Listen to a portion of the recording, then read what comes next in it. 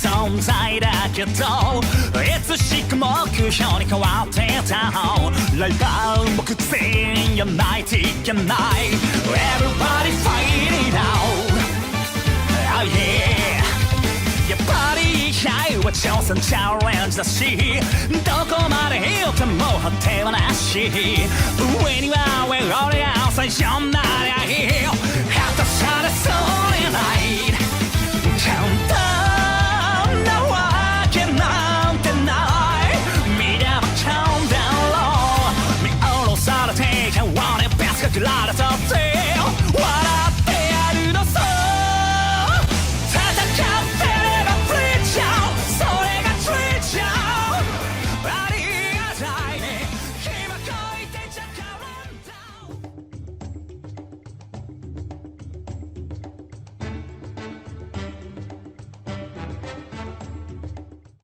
Ladies and gentlemen, welcome to the first episode of Fireball Pro, and tonight I am one of three hosts. I am Greg Fryer here alongside my co-host, if you guys want to introduce yourself. Hello, I am Chet, Lemmon. DaQuan.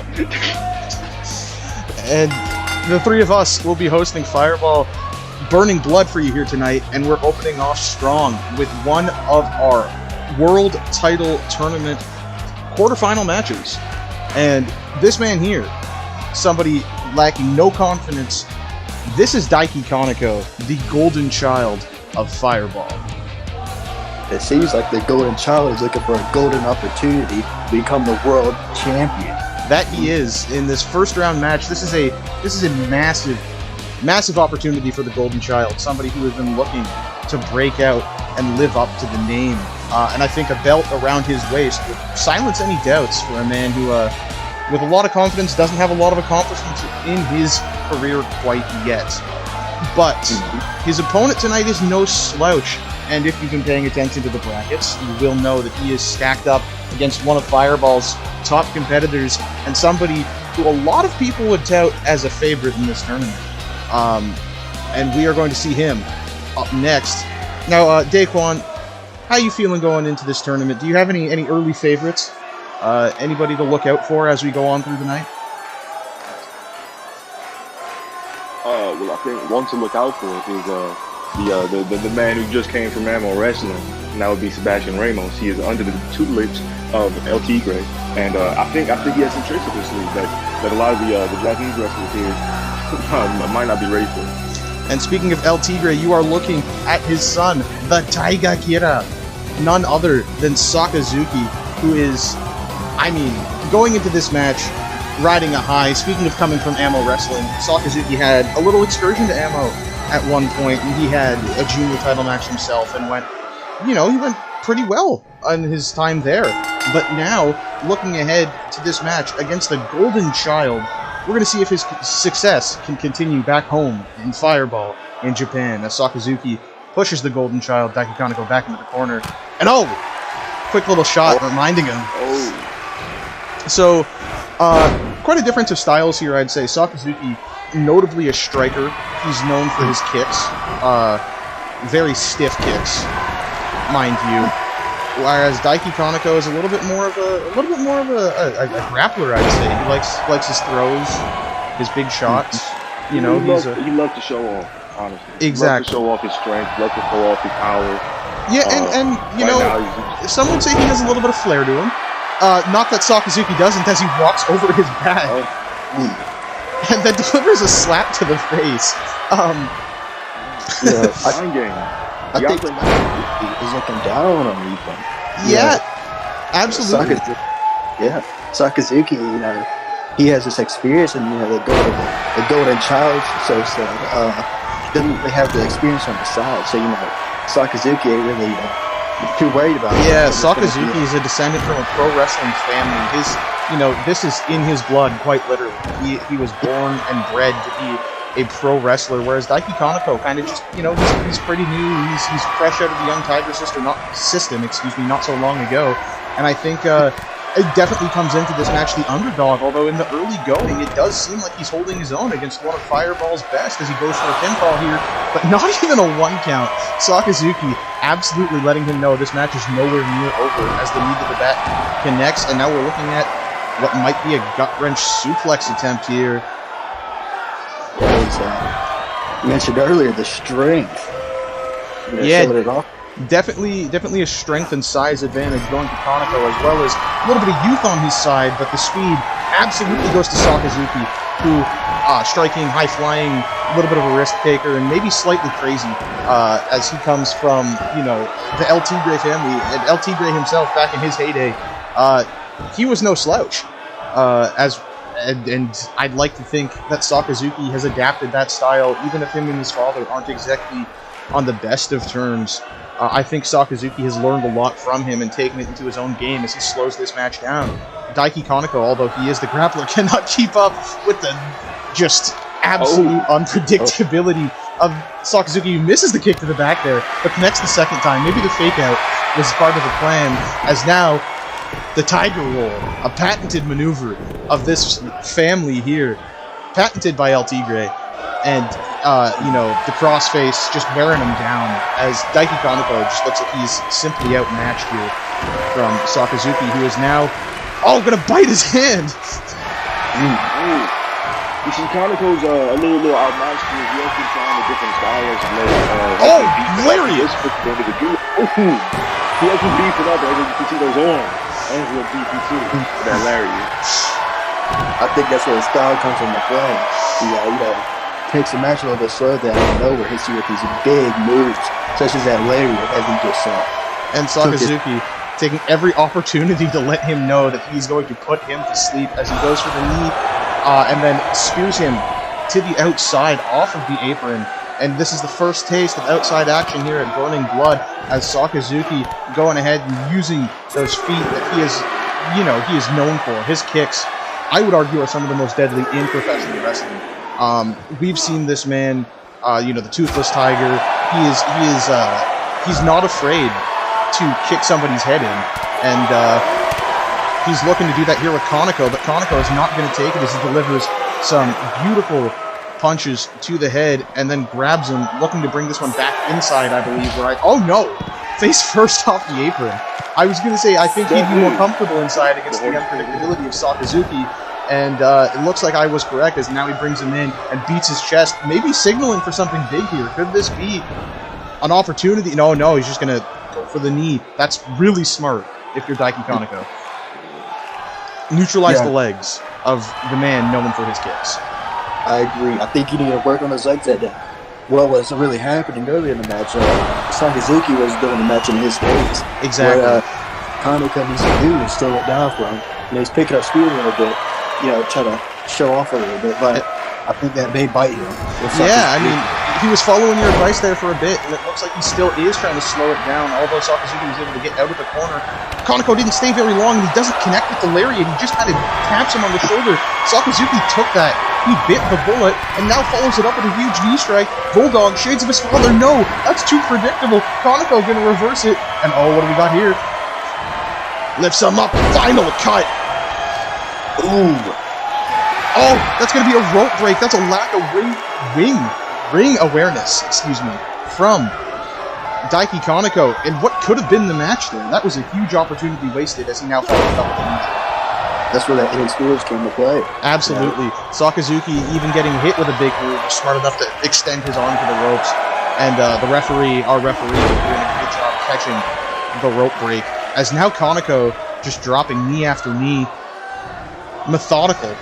As he now gets him to a base, and just scraping that tape around his wrist right over the eyes of Sakazuki. And that might be enough. Sakazuki definitely disorientated, might not be able to see out of one or two of his eyes there, as now he gets out at a 2. And Kaneko has held his own very well in this match. I gotta give him props. This has been a better performance from him than I expected, as now he gets him up. Pile driver! Oh my goodness. And he throws up the X. He said, that's enough. That's it. He's signaling for the end. As here we go. Big chop. But it's all fired right back his way. And Sakazuki going to connect with the snapmare. Get him down and slow this match down. Maybe catch his breath a little bit. Kaneko has been in control. It's probably good for Sakazuki to get his whereabouts here as he controls the arm. And Kaneko just can't get away from it. Yeah, down a little bit, he's trying to stop for another leg or him go for that power driver again. Oh! He does what he said to be driven to the mat. Thrust kick attempt reversed, and he's whipped hard into the corner, bouncing back, rebound out of that corner. But he is still going. He's going to arm drag reverse out of whatever Kaneko is going for there and grab him by the head. Back to control is Sakazuki, bashing his head off of the turnbuckle. And you can hear the crowd counting, and that's going to be 10 times off the turnbuckle. Looked to punch him, but Kaneko just went down as Sakazuki. I feel like he knows he's a crowd favorite here, playing up to the crowd a little bit, having some fun. As Kaneko taking advantage of the time that Sakazuki gave him to recover, going to drop him to the ground, kick to the leg, discus, drop under. Sakazuki's height playing an advantage here as he was able to get under that lariat pretty easy. He's going to send him into the corner, maybe look for that knee strike bulldog again, a very patented move of his. No, he's going to methodically move over, up to the top. Looking for maybe a superplex, super rana, something. He is so unpredictable. You never know what he's going to pull off as he swings the legs around. Chop to the neck.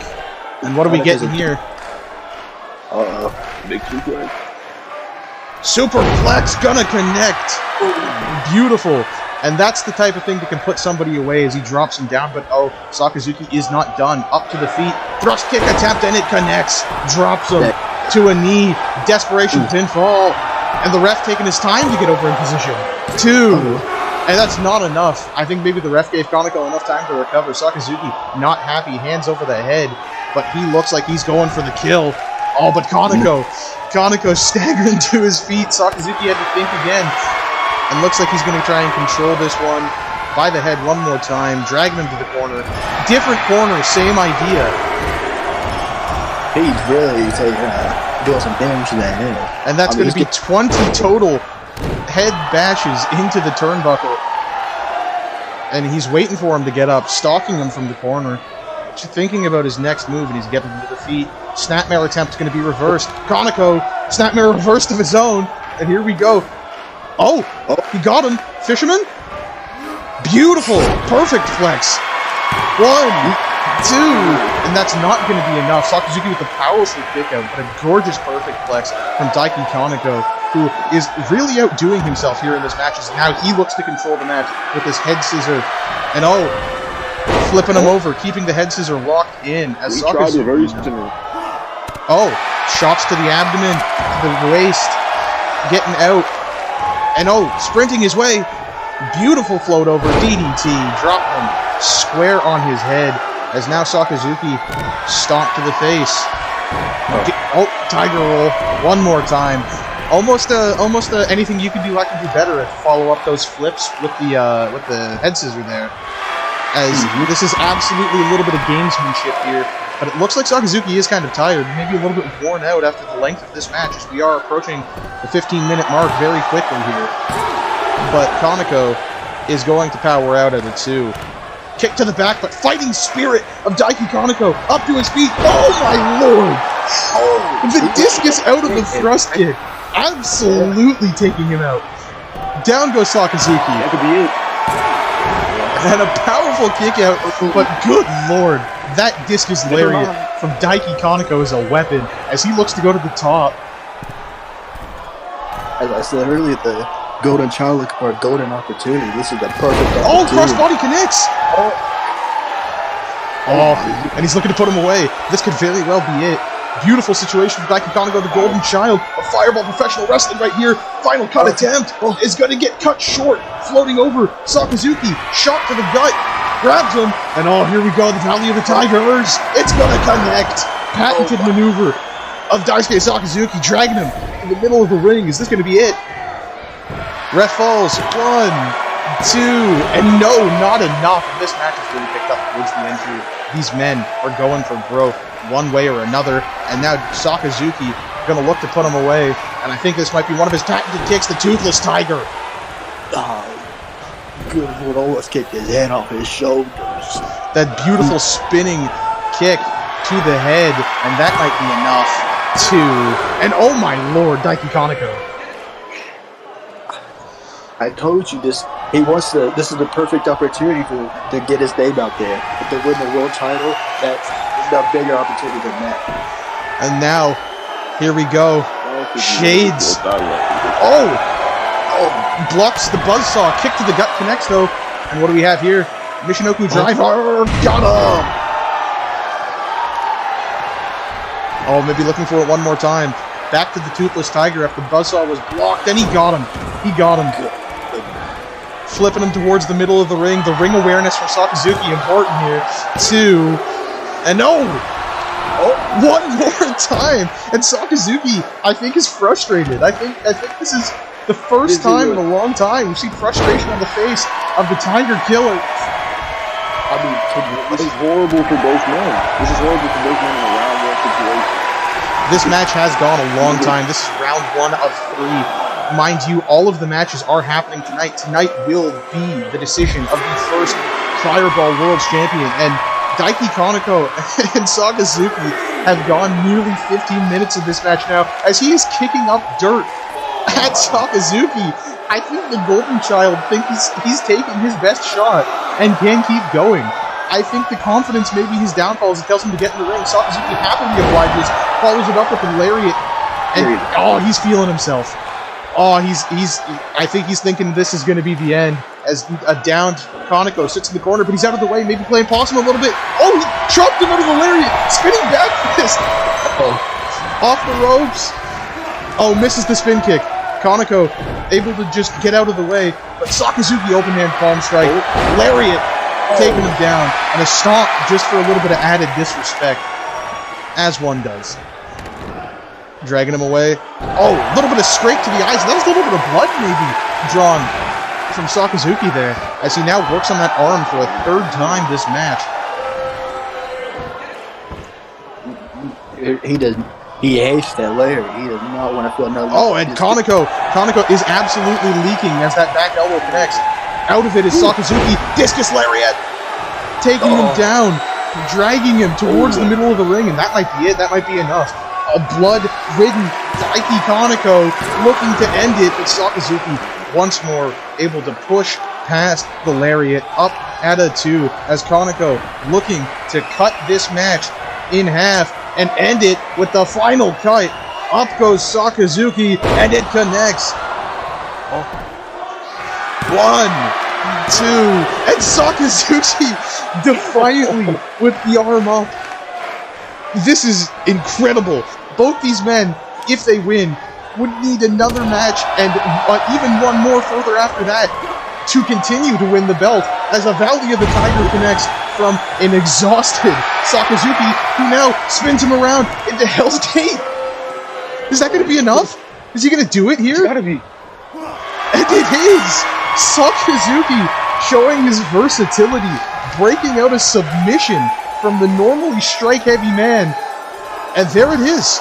He's done it. I mean, he was losing a lot of blood, stopping that blood pressure and all that blood he's lost. That did not help him in the end. No, and as we see the highlights of this match, we can see Daiki Kaneko really performed here. He put himself out there and had a hell of a match. That final cut, rope break, was an unlucky break and maybe some shoddy ring awareness. But as we can see, this man put up a hell of a fight. And you could argue at some points he probably had Sakazuki in this match, but at the end of the day, the one standing tall is none other than the Taiga Kira, Daisuke Sakazuki.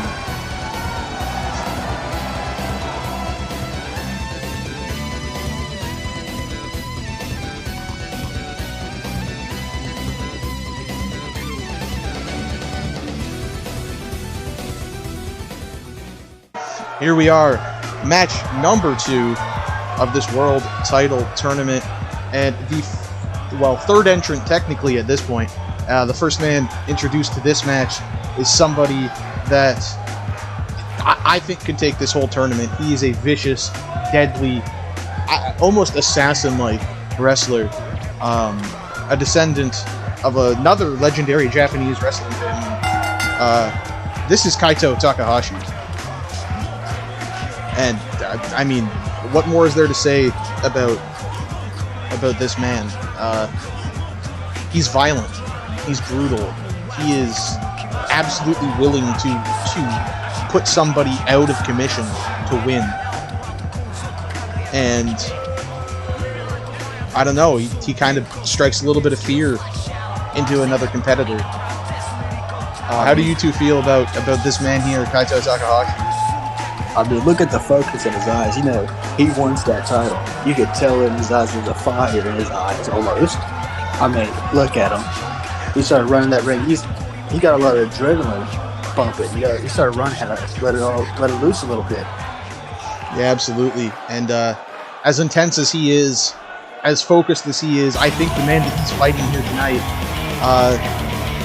I think he might be intense and focused, especially coming into this matchup, as there's a history between these two. And I feel like I can't do it justice just explaining it to you, but Ryo Arasaka, Kaito Takahashi may be what people consider worst enemies. There is a distinct hatred between these two men. If there was a stronger word than hate, I think that is the word to use to describe how Ryo Arasaka feels about Kaito Takahashi. As you can see, his eye is absolutely mangled there. It might even not be there. I can't quite tell. And that was all a result of a brutal beatdown and attack, and much worse by a much younger Kaito Takahashi. And these two men don't get along by any means. I don't expect any respect, any honor in this match. I think this match might get ugly. I think this match might be quick, because I think these men are going to just go for the kill. And I'm very interested to see which one of these two intense, just ready to go competitors end up walking away and moving on to the next round. Kaito Takahashi, Ryo Arasaka, match number 2 of the World Title Tournament. We are underway, and Kaito kicked to the leg to start. And right after the eye. Oh my. I told you, he seemed more focused, and a little fire in his eye. I mean, I could tell why. Look at who his opponent is. And armbar attempt. He's looking to end this one quickly. We are not even 30 seconds into this match, and Kaito is already looking to get done with Ryo Arasaka. I don't think he wants to be in the ring with him by any means. And now going for the pick the leg, and beautiful. Very different approach from the first one. Absolutely. As Ryo just, closed fist right to the face. These two, they don't care about your rules. They don't care about your tradition. As you can see, Kaito feeling the effects of that one. Open hand chop to the chest. Back elbow to the face. Goes for that kick to the leg again. Caught by Arasaka. Turns him around. No.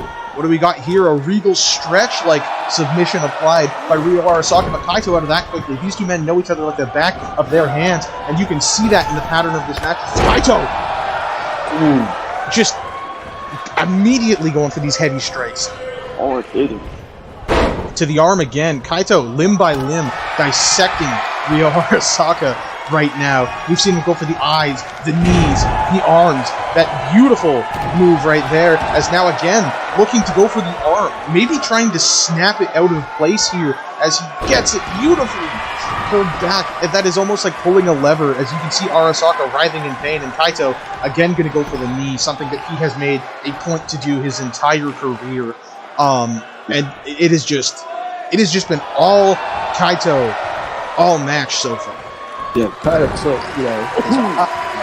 now he's looking to take some limbs. I mean, he does not like this dude. No, he doesn't. As he goes for a nice attack here, beautiful arm drag reversal, and Ryo going to deliver a knee lift straight to the sternum as he now rolls him around.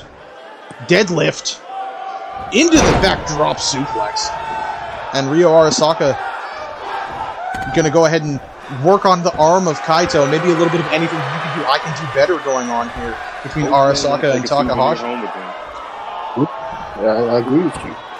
Both want something in this match, and no matter who wins or loses, they're going to take something from the other opponent. Whether that be an arm, a leg, their head even. Yeah, I wouldn't be surprised to see that being the case, as Arasaka able to work the arm over and then slam it into the ground. Up kick from Takahashi, though, wasting no time getting back into the offensive and taking him out of the ring. Oh, the cut in the throat. He really just wants this over. He might take the head off. I think the thing about this match here, at least on behalf of Kaito Takahashi, is he is taking a very intelligent approach to a one-night tournament and saying, I want this over as fast as I can. He doesn't want to stick around. He's not here for a lengthy match. He is here to go out and win titles as he now delivers a kick to the gut and is looking pile driver. So this made me want me to say this, it may be a quick match. I don't think it's because they just want to get it over. I think they just hate each other. Absolutely. They don't care. This is what I beat the hell out of each other. Sorry for my language, but I just think that's what it is. No, you're absolutely right as he goes for that armbar one more time. I agree. I don't think it's a strategy. I think it's a pure hate for each other. Mm-hmm. I'd go on a limb and say they're not thinking about that title. They're thinking about blood right now. I think you're absolutely correct as, again, he wraps him up, slams him to the ground. And I just think Kaito is methodically putting a beating. You've seen him use the same moves over and over, just in an attempt to weaken every single piece of the body of Ryo Arasaka as he drags him towards the middle of the ring and just says, that's it. Forearm to the face, pinfall attempt. And not even a 2, as Arasaka kicks out defiantly, pushing him off and rolls out of the ring, maybe to catch his breath as he gets up on the apron here. And Kaito just staring him down. Oh my god! Oh, Lord, that slap there. That was hate. That was brutal.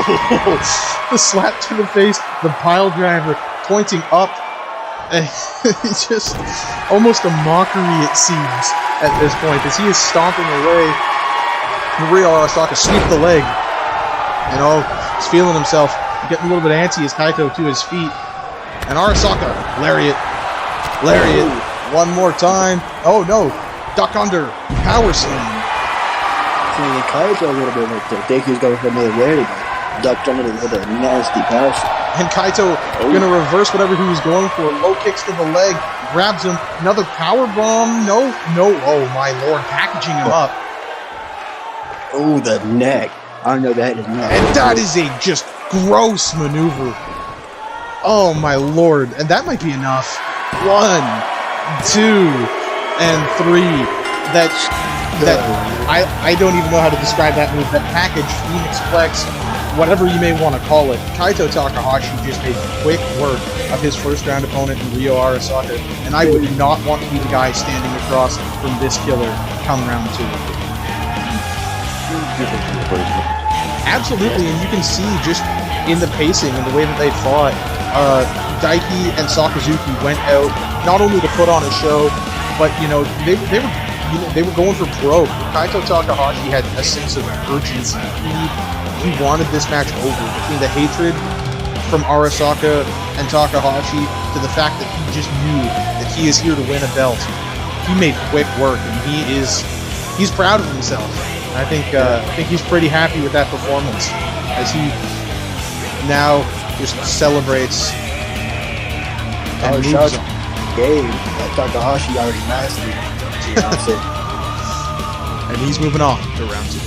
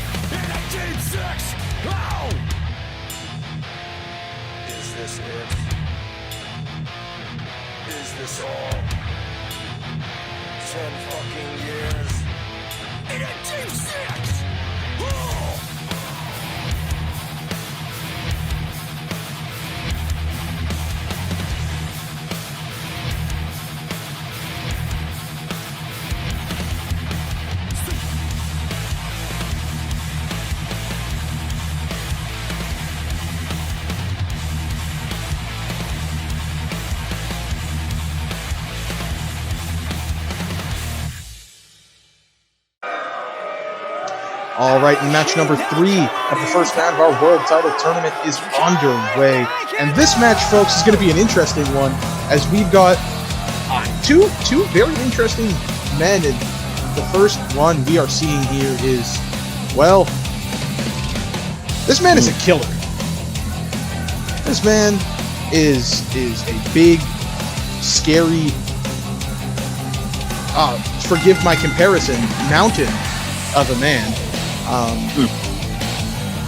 This is Akio Takagi. He is massive in size, massive in stature.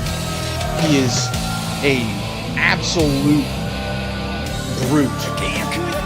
The force he hits with, the way that he fights, it is scary when he comes down to that ring. And as he walks his way in here, the towel draped over his head, I just couldn't imagine being this man's opponent, and I'm thankful that I'm not. Look at this man. Absolutely specimen. That's a big boy. Big boy. There's only one thing. There's not many things that are bigger than this man, and I think one of those things is his hatred for just life in general. This is very true, but this man here is an absolute favorite of mine. Crowd also definitely loves this guy, as this is what I like to call a veteran. This is a veteran presence in Fireball. This man here, Kishi Katakawa, the Green Guardian, he is a lovable, just amazing worker. He's been around a long time.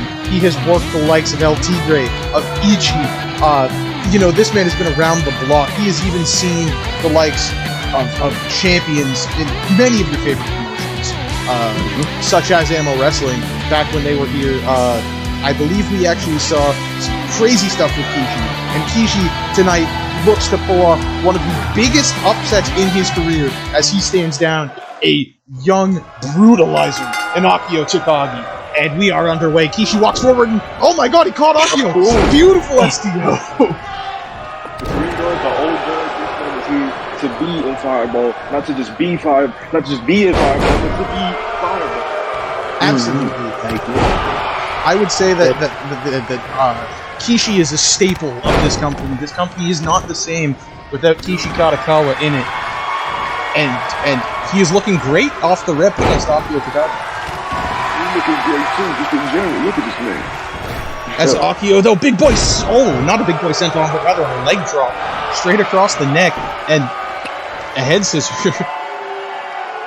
Well, yeah. Kishi got the ropes. What the hell? The ref not calling it there. Maybe not be able to see it over the sheer size of Akio. That's not. I'd be scared if I call that rope breakdown. I feel like he hurt me. Yeah, that's a very fair assessment here. Is Akio going to take down Kishi, flatten him one more time, and he's just kind of making a mockery of poor Kishi here as Kishi pulls himself up by the ropes, and Akio staying on the attack maybe. Oh, nope, just going to mock him again, stand in the corner, get back down. Still has the time for an unaware Kishi Katakawa as the shoulder block. You can see the pain in Kishi's face as he works over the neck, just cranking it. The head is not supposed to bend like that. And slamming him to the floor. It seems like Anki just wants to put this dude out his misery almost. Like, he feels like this older dude can't compete with the current generation. That does almost seem that way, as he just stalls, squatting with Kishi Katakawa. Come on, Kishi, fight back, man. I don't think. Oh, the chop to the head. Kishi rolls out of the ring. The savvy vet back into the ring. He's got him belly to belly. Beautiful suplex throw. And Kishi, yeah. Look at Kishi hyping up the fans. Here you go. Kishi, lariat. Lariat. One more time, Kishi. One more time. He's got him. Falling into the corner as Akio, as Kishi Katakawa finally found his momentum. He stalks him into the corner. What do we got here from Kishi? Whip to the other side. Maybe some momentum to follow. Yes, sir. And out of the way is Akio Takagi. Kishi Katakawa looks a little bit stunned, and Akio is going to take advantage and throw him into the corner. And a spear. Oh, splitting Kishi Katakawa right in half. He does not need that old age right now. He does not need a big man like that try to go through his stomach. Kishi Katakawa, in his late 40s, still working like a workhorse as he gets dropped on his gut. His ribcage may be broken at this point, as Akio just dragging what looks like the unconscious corpse of Kishi Katakawa over to the middle of the ring. And Kishi fights out. Kishi out of the 1. No, the chop again! Katakawa getting absolutely brutalized by Akio Takagi. Oh no! Fisherman's Buster! I'm a pretty, I've never doubted the man's ability, but I think he just needs to lay down for this one. Akio has been carried much. He must have heard you, as Kishi Katakawa just Took my advice. Oh man, Kishi Katakawa just got brutalized by an absolute demon. That's definitely impressive. That is as impressive as it gets. Saddening in a way to watch how Kishi Katakawa just got worked over by Akio Takagi, but man, what a performance from Akio. He just came in and absolutely annihilated what is maybe one of the staples of Fireball professional wrestling. Kishi Katakawa has not moved since that pinfall, and the first round, maybe the most impressive performance we will see all night, Akio Takagi with the win.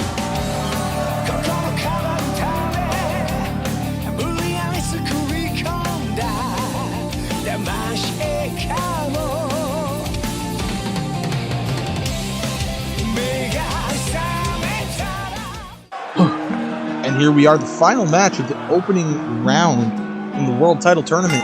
And this is Asuma Noro. This is another legendary family of Japanese wrestling, as we have been blessed to have the continuity of a lot of these families come and go here in Fireball. And Asuma Noro is one of the oldest sons of Ichiro Noro. Yes, and of the group. He is the most experienced of Kaito, of all of those guys. Sakazuki, he is the de facto leader in a way. He is the guy who has taught them a lot of things. And although they may not all get along all the time, he has been a mentor to a lot of people on this roster. And I'm sure this man here has probably learned quite a bit from him. Sebastian Ramos, former member of Subway, current student of El Tigre. El Tigre with him tonight, though. No El Tigre with him tonight. I think this is a statement. Proving point. A point to be proven. Ramos wants to show everybody that he can hang. He doesn't need El Tigre. He does to teach him everything. He doesn't need El Tigre in his corner. He had a rough showing against Minoru Hoshi, but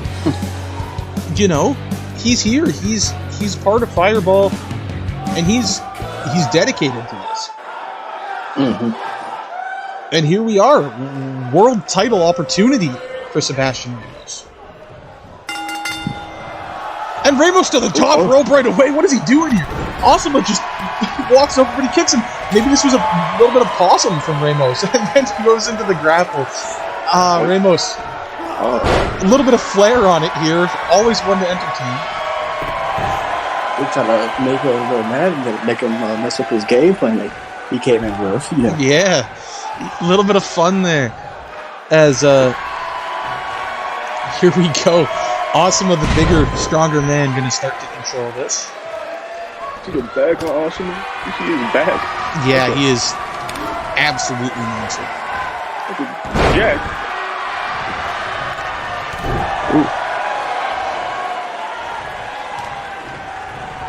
A beautiful wrench of the arm over the shoulder and off the ropes he goes. And Asuma, beautiful hip toss. Very classic maneuver here. Is now looking off the ropes. Shining Wizard almost. Yeah, man that size don't move like that. I'm really scared. Yeah, Ramos gonna fight back though, not gonna let this get to him. But Asuma just he's a little too much for Ramos right now, it seems. Not that Ramos hasn't put up a good fight so far, but also definitely the experience, the strength, the edge in those departments definitely showing right now. But Ramos, again, not a slouch, going to kick the legs, but Osama bouncing back with a shot. These two, absolute striking exchange, but Ramos wants no part of that as he slides back into the ring. But Noro gonna pull him out. He said, "You come here and let's fight." And Ramos running away again. And Noro said, "Fine, I'll do it your way." Misses the lariat though. Ramos out of the way, shot twice. A slap to the face, and said, "This is my turn." Beautiful uppercut, but Osama eats it.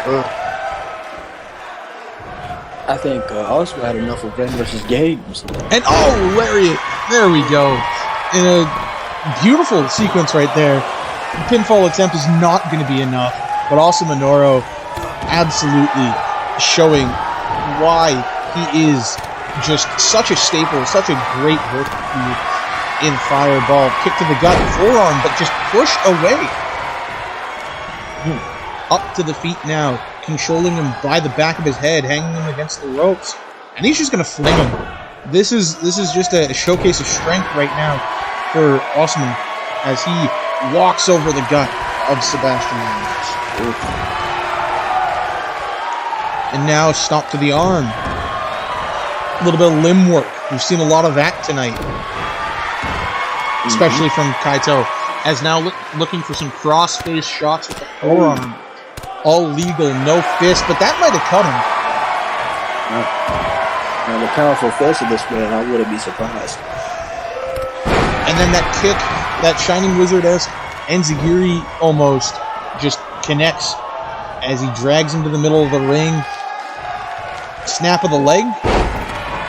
Absolutely. Working over that knee this time as Osama again going to reposition him. And again, maybe work the knee. No, he's just going to throw him. I think Ramos, when he did that, to the top rope at the start of the match, he kind of pissed him off. Yeah, maybe Osama took that as a sign of disrespect. Maybe he didn't think he was being serious. But Sebastian Ramos, definitely a game Sebastian Ramos here as he catches him backbreaker into the side Russian leg sweep. And that's what that top rope move off there, where that top rope, that kick in the head and him running getting out of the way, I think just mess up Osama's game plan. Absolutely, but Ramos now maybe a little bit fired up. Beautiful flying forearm, a kip up, an atomic drop, and a power slam. Maybe a little bit of display of strength from Ramos himself as he looks to go to the top rope. Maybe use it effectively here. Front splash into the fall, and that's going to be a 2.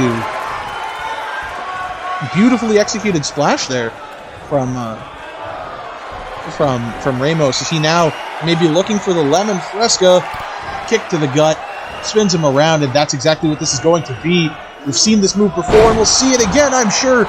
Beautifully executed into the pinfall, middle of the ring. 2 count, but not going to be enough to put away Noro. This move just hasn't been effective for him since his first match here against Minoru Hoshi. He just had that move. He needs to switch it up a little. I think you're right here. I think that move maybe isn't working the way that I'd like it to, or he'd like it to, I'm sure. As that's a maneuver that's won him many matches, especially back in his tag team days with Subway in the United States. Just maybe not doing it here in Japan. Maybe he's got to switch up his style and embrace something different. Maybe he has to embrace a more El Tigre-like style and get a little bit more high flying. 2 count there off of the neck breaker from the ropes. But, change it up a bit as Ramos has it in him to be a star. It's just it hasn't clicked yet. And I'm hoping that he finds himself, winning these matches sooner than later. As right now he is in control of Osama Noro. Looking for something again, but Osama just beautiful switch of position there. But Ramos is not giving up, and neither is Noro. Shot, and oh my god! Just spinning power slam brutality there. Ramos was maybe looking for a crossbody, but he got caught, swung around, and almost finished as he barely kicked out of that one. And Osama now, I think, looking to maybe set up for the beginning of the end here. Beautiful power sequences here as he hits the ropes on a leaping lariat, leaping clothesline, swinging his arm into the ground, and he lifts him up. But European uppercut from Ramos. Back elbow just not gonna work here. As beautiful, just I don't even know what to call it, spinning back suplex. Like got a lot of torque on that one. But Ramos is gonna counter with a jawbreaker. Cutter attempt is going to be reversed by Noro. Punch caught, and one of his own. Kick to the back of the knee. No knee pads on Noro here either, so that was connected full on to the back of the knee. That did not feel good. There we go. Flipping neck breaker. Lion salt attempt, but he overshoots it. That is just heartbreaking if you're Sebastian Ramos, as that there could have been a huge opportunity, and Osama had enough time to sort of, get his whereabouts, find himself, and pull it together. Is now taking a page out of Sakazuki's book here, maybe, and just bashing him into the top rope. Yeah, I think that. Go ahead. Oh no, please finish with that, Chet. So, I think this could be like a sign of that has. I think. Let's see what he hits here. See if he.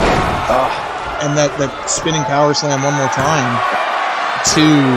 And that's the 3, and that is a heartbreaking loss if you're Sebastian Ramos. I hate to say it, but I think, I think Oslo is mocking him almost, saying, you'll never be as good as Sakazuki. I think now that may just be, but Sakazuki, the son of LT Gray, and that's trained by him, and Sakazuki, he won his match earlier tonight. Yeah, so this is true. Maybe a little bit of mind games. The Sakazuki buckle bashes there, and then I'm not sure if you noticed, but that was the beginning of the end. That was the downfall for Sebastian Ramos. That missed lion salt or tiger salt, if you will, and that was just it. From then on, it seemed like Awesome Minoru just had this match in the bag, and the powerful, experienced veteran Awesome Minoru, one hell of a guy. There's a lot of learning for Ramos to do, but round 2 it gets harder for these men. It only gets harder as we move on to round 2.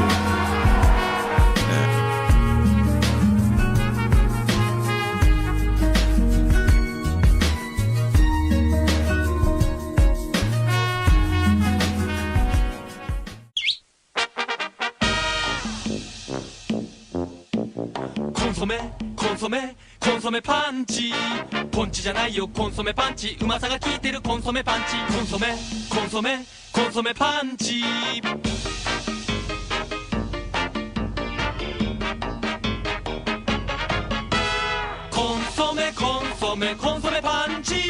パンチで元気コンソメパンチ And here we are with our first taste of non-tournament action here tonight, and this is going to be our first official title match here in Fireball for you all to see, and this one is going to be a heavily contested triple threat junior championship match. And here we see one of the more unpredictable competitors in Fireball, a loose cannon entirely, and another member of the LT Gray family, a son of the legendary LT Gray, donning the mask, but not with his father's approval. This is LT Gray Akuma. LT Gray, his children don't seem to listen to him very much, do they, huh? Well, Sakazuki has a scorned relationship due to some issues surrounding the mask and the choice of Sebastian Ramos over him as his protege. And LT Gray Akuma, well, that story has a lot to do with some deep twists and turns involving one Christian crew. But we won't dive too deep into that, as we have our next competitor making his way to the ring. And this is none other than Freddie Newgate, a Gaijin competitor here in the land of Fireball. And DaQuan, why don't you tell us a little bit about Freddie? Freddie, he is a Canadian superhero, you might add. A Canadian superhero. This man's come all the way to Fireball to prove himself not only just to the Japanese crowd, but to the whole world. Hopefully he's trying to get some eyes in the vault with the 4-count partnership. He's just looking to get his name out there. Getting his name out there, indeed, making a splash in this Junior Heavyweight Championship match. And the third man, this man here, I mean, you look at him, and you've got to understand that this is Fireball's proverbial ace of the junior division, Kendrick. This man here is, I would say, arguably the best Gaijin competitor that we've ever seen in Fireball.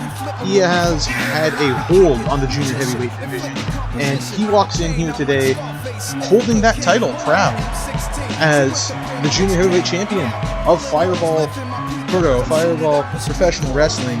And I'm going to be honest, this is a stiff competition for Kendrick, but I wouldn't be shocked if we see him hold on to this title for a very long time. Kendrick has proclaimed himself as the king of the juniors. This man, on several occasions, has declined moving up and going after that world title out of respect for the junior heavyweight division, the one that he will and has said before he will carry on his back. He is proud to be a junior. He is proud of his size. He is proud of his athletic ability, and he thinks as a junior, this junior heavyweight title is the most prestigious one that we have, and he deserves to be the top guy with or without that currently vacant world title. As we take a look at Akuma, Freddie Newgate, and the one, the only Kendrick. This is going to be a triple threat match for that belt, and let's get it on. Akuma out the gate, making a statement, attacking the champion as Freddie kind of just takes it all in this bigger arena here.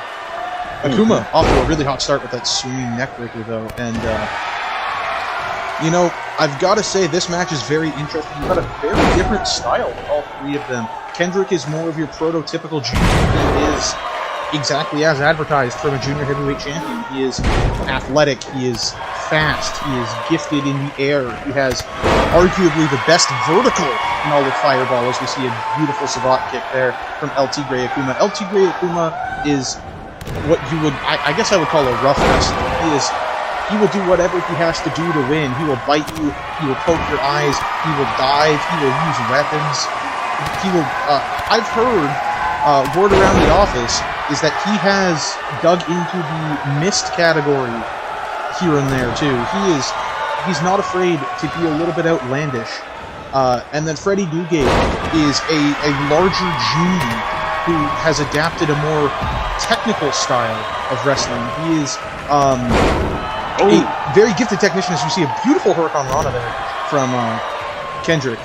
And these three, the clash of styles is always interesting to watch. As Kendrick now, the knee, the neck breaker, gorgeous little combination. This should be a fun one though. Is Akuma breaking it up by just running into his back? As you can see what I mean by the unpredictability of this man. Akuma is the black sheep of not only his family, but the whole junior heavyweight division. This man, beautiful moves. A couple screws moves from this man.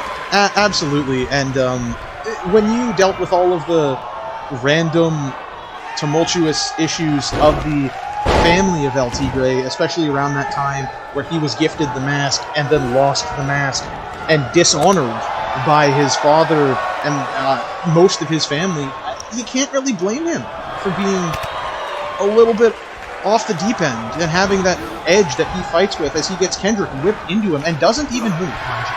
He just takes it as Freddie Newgate and LT Grey Akuma working together a little bit as Akuma goes for the headlock and Newgate punches Kendrick in the back a couple times, and then we get a beautiful hatch suplex here from LT Grey Akuma, who is still very gifted as a wrestler, mind you. Let's not take anything away from the guy just because he is a little bit crazy. He is a very good wrestler from a very good wrestling Kendrick. Going to shift his focus to Freddie Newgate with Akuma out of the ring, taking a moment to recover as we get this flipping neck breaker onto Freddie. Lifting him up, looking to whip him over the top too. Maybe we're going to take this action to the outside here in the junior match. And Kendrick declines, flipping him in with almost like an over-the-top rope snapmare is what I'd describe that as. And Akuma, again, just frustrating his opponent. Kendrick with a slap, you felt a little disrespectful. Oh my god, sitting on top of Freddie Newgate. Oh, dropkick senton combination out of Akuma. And onto the pin. Beautiful, and a kick out immediately by Newgate. That was a really sweet spot there from Akuma, inventive as he goes for the armbar. I have a question for both of you. Yeah. Chet and Mr. Fabe. Yeah, who do we have winning in this match? So I hate to be the boring guy here, but I've got to go with the logical one. Got to go with Kendrick. This man has been such an incredible champion and an incredible worker. I've seen him work in teams. I've seen him work with my son. He's such a gifted athlete, and confidence oozes out of this man as he gets kicked in the back of the head here from El Tigre Akuma. He's resilient for his size, and I think he can do a little bit of everything. But most importantly, I think this junior division means the world to him as that beautiful spinning heel kick connects and knocks him out of the ring. But I think this junior division means the world to him, and I think he would quite literally have to be knocked unconscious. He would no longer be able to compete before he would stay down for a 3 count with this junior title on the line. So I think Kendrick, the king of the junior division, the Fireball's junior ace, he's going to retain that belt, and he's going to continue to have a run with this title. How about you, Chet? Who are you feeling in this one? Well, John, I understood your pick. Yeah, it's a great pick for Kendrick. That's a phenomenal pick. Kendrick is an obvious answer. But I'm going with Akuma, As you said, he's unpredictable. And triple threats, they're unpredictable. This is this man's, he's going to thrive in this area and unpredictability. As you saw with the dropkick senton combo. Absolutely. And the Fire Thunder Bomb here are going to go for the pin attempt on Kendrick, and Kendrick can get 2. How about you then? The only person not to make a prediction is DaQuan. I think it's different here. I'm going to have to go Freddie Newgate, who just got hit with a I'm going to have to go with Freddie. I think he's a little he hasn't been focused on as much as Kendrick and Akuma. They've been going after each other. I think they undervalue Freddie Newgate and his abilities, and I think he's going to sneak away. And that's a very fair point as he now takes that kick and onto the offensive, working over the arm of El Tigre Akuma here in a very technical style, that takedown, the hammer up, and then this flipping senton attempt by Kendrick's going to be reversed. But oh man, these guys just can't seem to get it together. Everyone's kind of working through the face and getting in each other's way as Freddie now tells Kendrick to come on. Kendrick goes for something with the arm. Forearm going to connect from Freddie Newgate, and he's going to go for a rip into the corner. He's going to follow it up. Yes, he is. Squinting into the corner. Oh, uppercuts. So, DaQuan, I want to go back to what you was talking about how Kendrick and Akuma are facing off at each other. I think that's really the whole thing going on right now, because Akuma, he probably wants to win this. He may not want to admit it, but I think he wants to get the respect from his father, saying. And Kendrick may not like that. Kendrick may think, oh, you just want to win this title for someone else's respect. You don't want to carry it. You know what I mean? I think that's why he's not really messing with the vibe from Akuma. As Akuma attempted to get a win there off a small package driver, although was kicked out of by Freddie Newgate. Now he goes for this. Oh my God! He hit them both. As I said, that unpredictability. That was insane. El Tigre Akuma with the Phoenix Splash landing on the face of Freddie Newgate and then falling into a pin on Kendrick as he now goes for another button. Kendrick, though, very quickly able to turn it into a pinfall attempt almost, but then just raining down shots and breaking away the arm as he doesn't want to get his arm caught. With Akuma as Kendrick into the corner. Oh, he's going to miss that. Akuma just watching as Kendrick goes for the attempt, stepping back and watching, and then performing a very sound wrestling takedown. But it looks like Akuma's got the wind out of him. Sails here, and Freddie Newgate trying to take advantage, slugging him. He's caught him here. I honestly thought that this match is going to go way differently. I thought Akuma and El Tigre, El Tigre Akuma and Kendrick have a common ally in Sakazuki, and I thought that would have brought. Oh my God, Freddie with the springboard shooting star attempt! Something I didn't expect to see out of him was not going to connect entirely onto Akuma, who moves out of the way. But Freddie sticking to his guns, able to pull up the work on Rana, and then focusing on Kendrick, going for a shot from the gut. Kendrick catches it, fires back in front of his own. Open hand slap, going to get reversed into a shot. Falling back into the corner is Kendrick. Now Freddy tossing him over. Kendrick seated on the ground as Freddy Newgate. Beautiful drop. Poppy and Akuma. Yeah. So you can And back out to the apron. Thinking about that springboard again, but I think he thinks twice and decides, let's go for a submission here. Cattle mutilation. As Akuma watching here from the ropes, maybe thinking of a springboard of his own? No, he decides against it. Maybe just observing his opponents, as one does when you're LT Gray Akuma. An unpredictable man. Kendrick trying to get out of the way of both people who are definitely putting a big X on the champion's back here. And Freddy going to work Akuma, and Akuma says, how about no, I'm going to just run away. Back into the ring they both go. Akuma caught him. Could this be a small package driver again? And it connects. Ooh. Akuma maybe looking for a pinfall there, but Freddy Newgate had too much in him still. Uppercut takes him down and working over the arm one more time. Softening him up for that cattle mutilation we saw earlier. devastating move. Really tears apart the arms. Absolutely. As Newgate now maybe looking for that shooting star again, and this time it's going to connect. But Kendrick in the ring, able to make sure no fall's going to happen, and he grabs him himself. Michinoku driver. And now Kendrick, he's got a world of opportunity here. A down and out LTJ Akuma and a Freddy Newgate who just tossed out of the ring. Could this be a pinfall stolen here? One. And it's not going to be enough. Akuma still has it in him. Kick to the back from Kendrick, and now up top, leaping to the top rope. That athletic ability. 630. 630 Senton! Into the pin.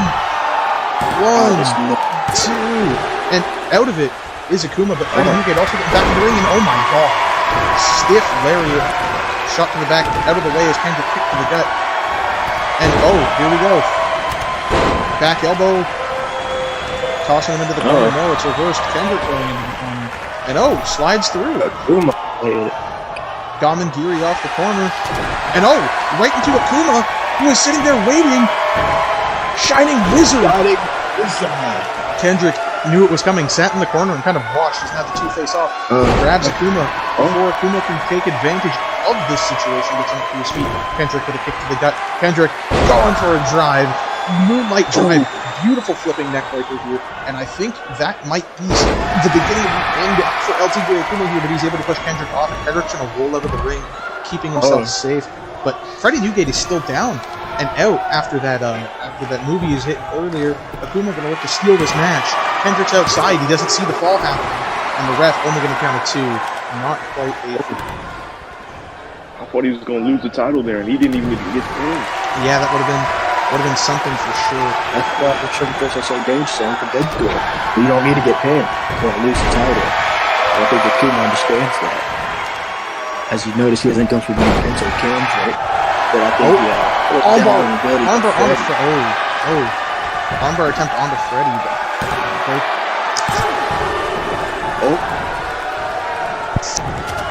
Here we go.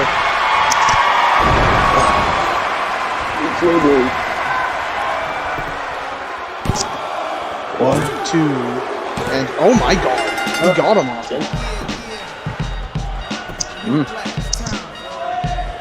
Seems like he came to it. I think that Sling Blade, they caught him off guard there. Yeah. I'd say he had it out for almost had it out for a good, but as I said earlier, it's that the Kendrick feels a little bit disrespected, seeing that Akuma almost wants it to get the respect out of LT Gray and let's get back in and I just want to respect him again. I mean, I understand, but this is Kendrick. You guys should do that. Yeah. It's all good. I get to commentate this show.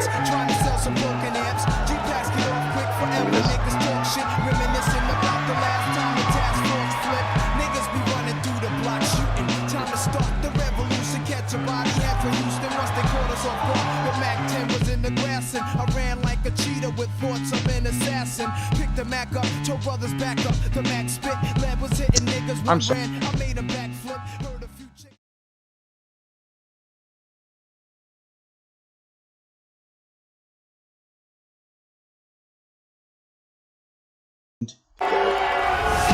Alright, welcome back. This is the 6th match of the night. It's a tag title match.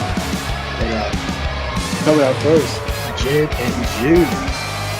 These two, these are relatively new pairs. These guys are, I believe, both junior heavyweights as well. Feel free to correct me if I'm wrong, but they formed themselves a tag team, and they are here looking for tag team glory in Fireball and an opportunity to become the Fireball Tag Champions. These two have a very interesting style, very innovative offense, both very fast and quick-paced. I do enjoy the dog tags. Matching dog tags goes kind of crazy.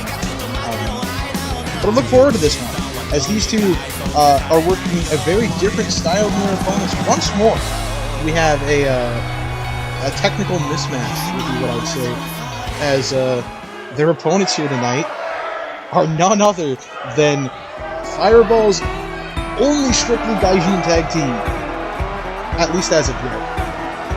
These men are big country. That is so bad. This is big country. The current Fireball tag team champions, big country.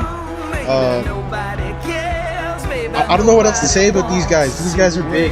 These guys are country. They have shown up to Japan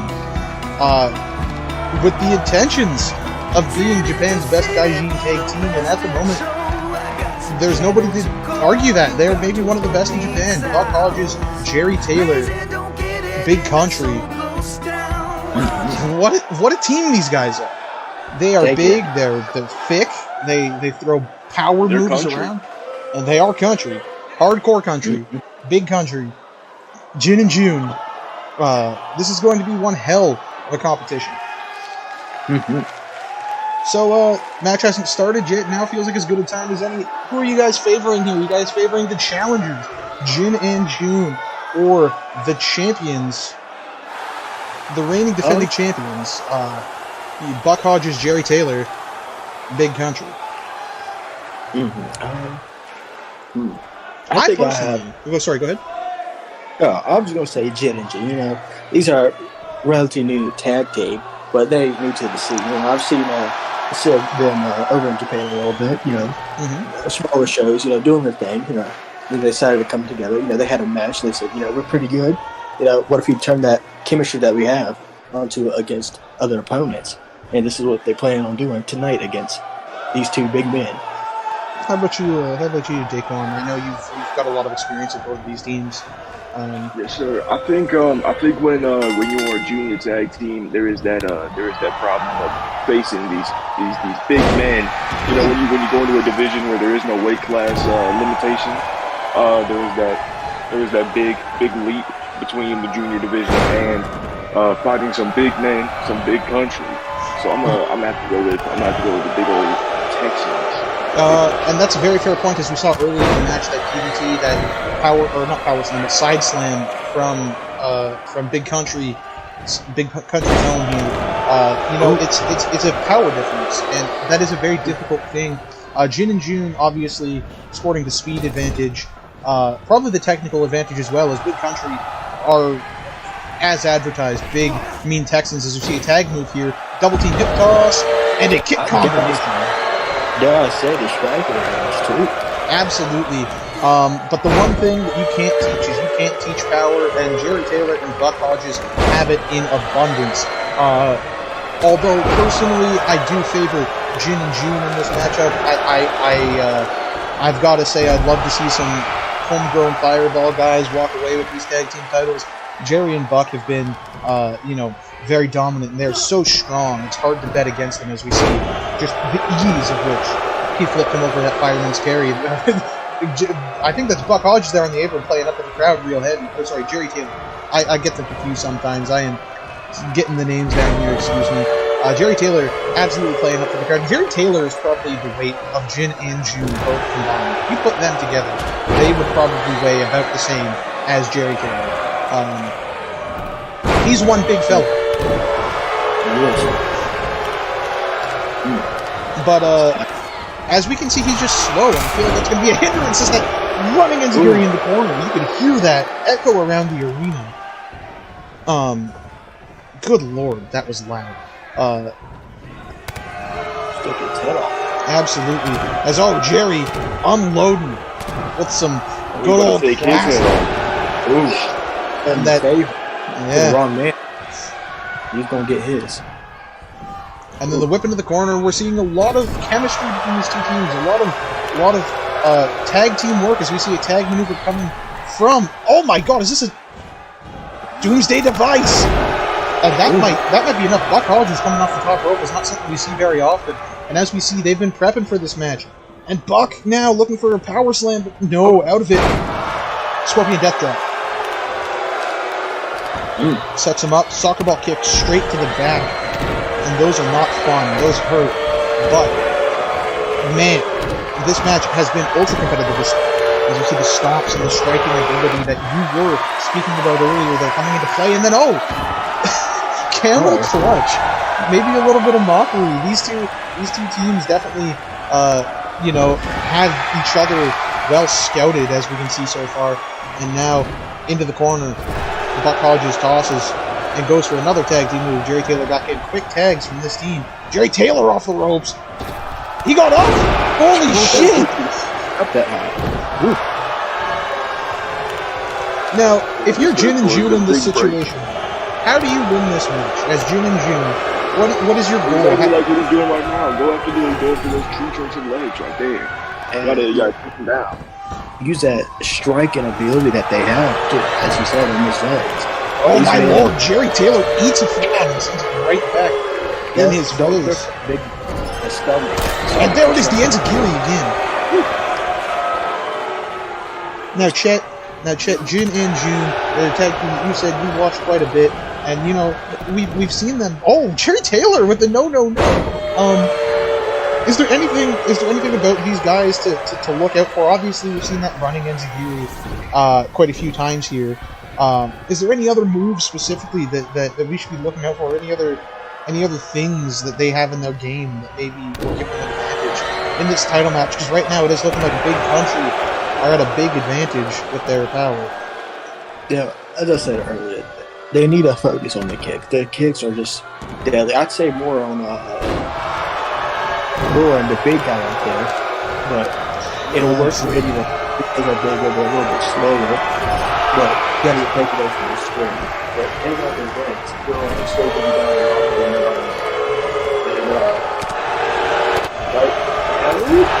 The lumbering body shots from Buck, the bicycle from Jerry, the body splash from Buck, and Jerry's just he's getting a little cocky in the corner here, but this might open a tag for Jin and June, the diving I think tag. this dude is winded.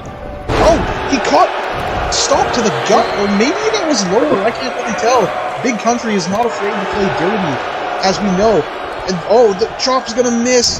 That is a horrible missed opportunity there for Jin, who takes an almost headbutt to the chest from Jerry Taylor and meets it with a jawbreaker. So for the audience that does not know, right now in the ring is Jin, outside is Jude. Absolutely.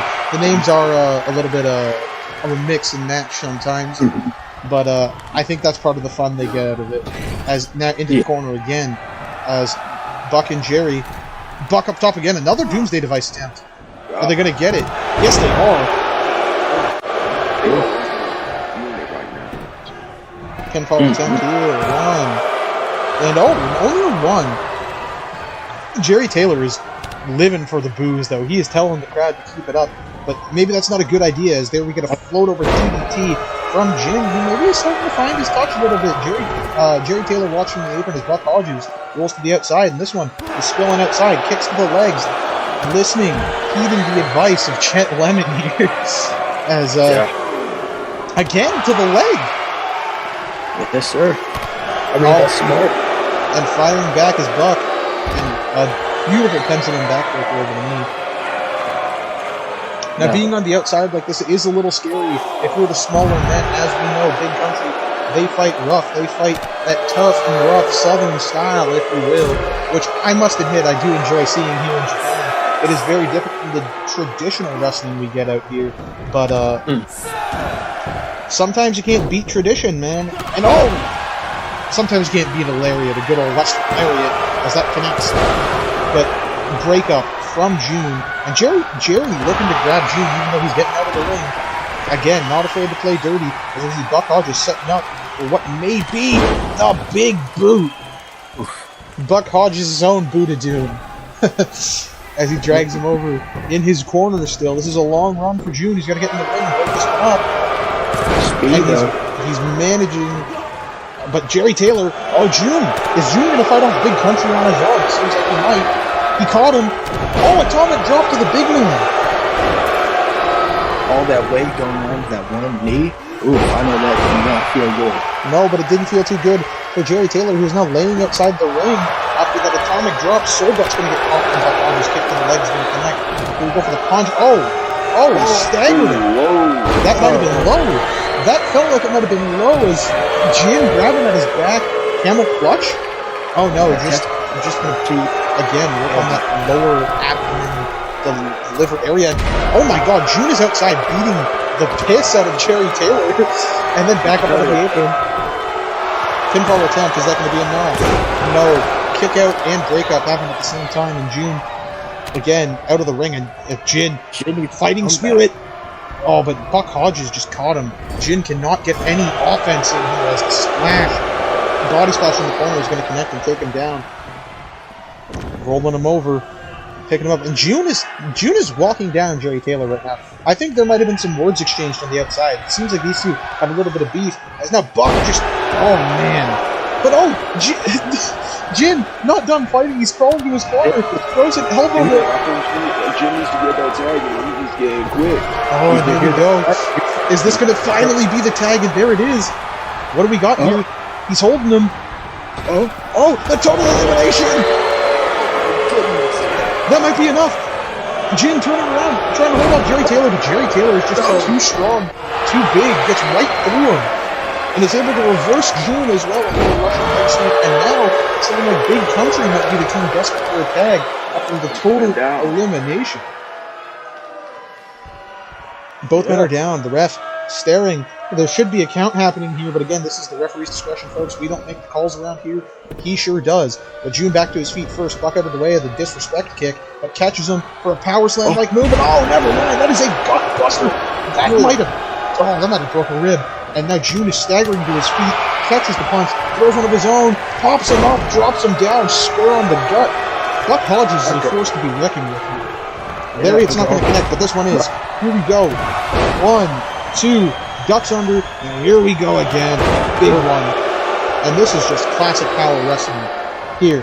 Or wrestling, as he'd say, and another lariat, this time with a little bit more stank on it.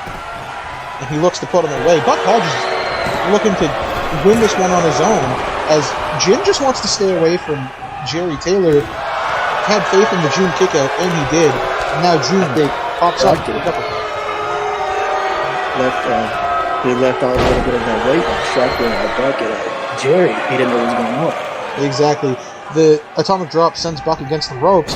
It's a little taunt there, but he's going to get flown over, does June, and Buck's going to follow. And again, if you are Jin and June, the outside is not where you would like to be with these guys, especially in your corner, as Buck Hodges delivers a straight shot. And June, looking to get away, he can't quite do it, but delivers a drop kick to the knee. And he's got him. He's got him in a headlock here. He's just going to hold the headlock he is. Kick to the gut response from Buck Hodges. And he just threw him, grabbed him and threw him. There's no technique to that. That is pure farm boy strength. As now he picks him up and face first into the apron, using their surroundings to their advantage. As the count reaches 7 and back into the ring, they'll both go. Buck Hodges is going to make a tag finally after putting in a lot of work on his own this match. And Jerry Taylor is going to make his way to the ring. He gets caught though by June, and maybe the speed game will affect Jerry Taylor a little too much. He is such a brooding, slow powerhouse, but Jin and June both are so dynamic and fast with their strikes. Oh, what just happened to Jerry? Exhaustion? He's a little gassed out. Exhaustion. Can you be surprised look at who he's facing right now? Yeah. He's facing 2 figures.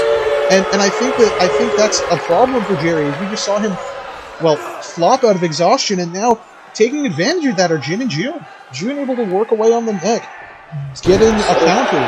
This has been a horrid turn of events. If you are a big country fan, he's into the corner again. That's not where you want to be if you're Jerry Taylor. For one of his maneuvers? Oh, and it's not quite going to connect. Reversing from Jerry Taylor, and Jerry Taylor now maybe looking for one of his own. Gets him a brain buster! And he's exhausted, flopping off the brain buster too. Jerry Taylor is gassed. Jerry Taylor's a good wrestler, but he is not used to scoring. The gas tank is just not there, as he is just, big back body drop, and maybe looking for a little bit of spine to the pond, baby. And Jerry Taylor playing very intelligent, keeping him in his corner, working him down. This is arguably some of the best tag team wrestling you will see. The strategy here from Big Country is the Dr. Bomb from Jerry Taylor.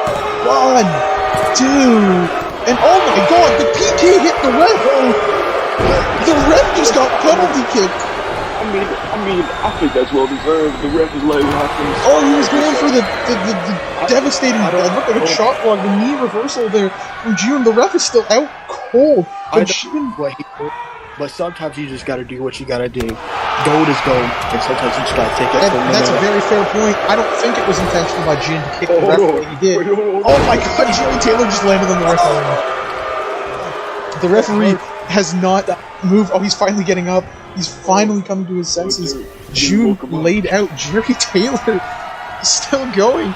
This match has been quite the back and forth affair, and into the corner of the junior tag team goes Jerry Taylor. Test is starting. And here we go. A little bit of tag maneuver, kick to the gut. Oh, the dragon screw leg whip. And the fist raised. Maybe the juniors are starting to feel themselves. They feel a little confident. Working on the arm now. Going from leg to arm, piece by piece. Maybe taking a little bit of advice from Kaito here as we get a fiery combo here. Beautiful. Yeah. Put all his weight behind it. Oh my god, Jerry was getting stopped and just didn't feel it as he went for a tag in Buck, who comes in with a lariat. A kick, no, gonna be reversed there.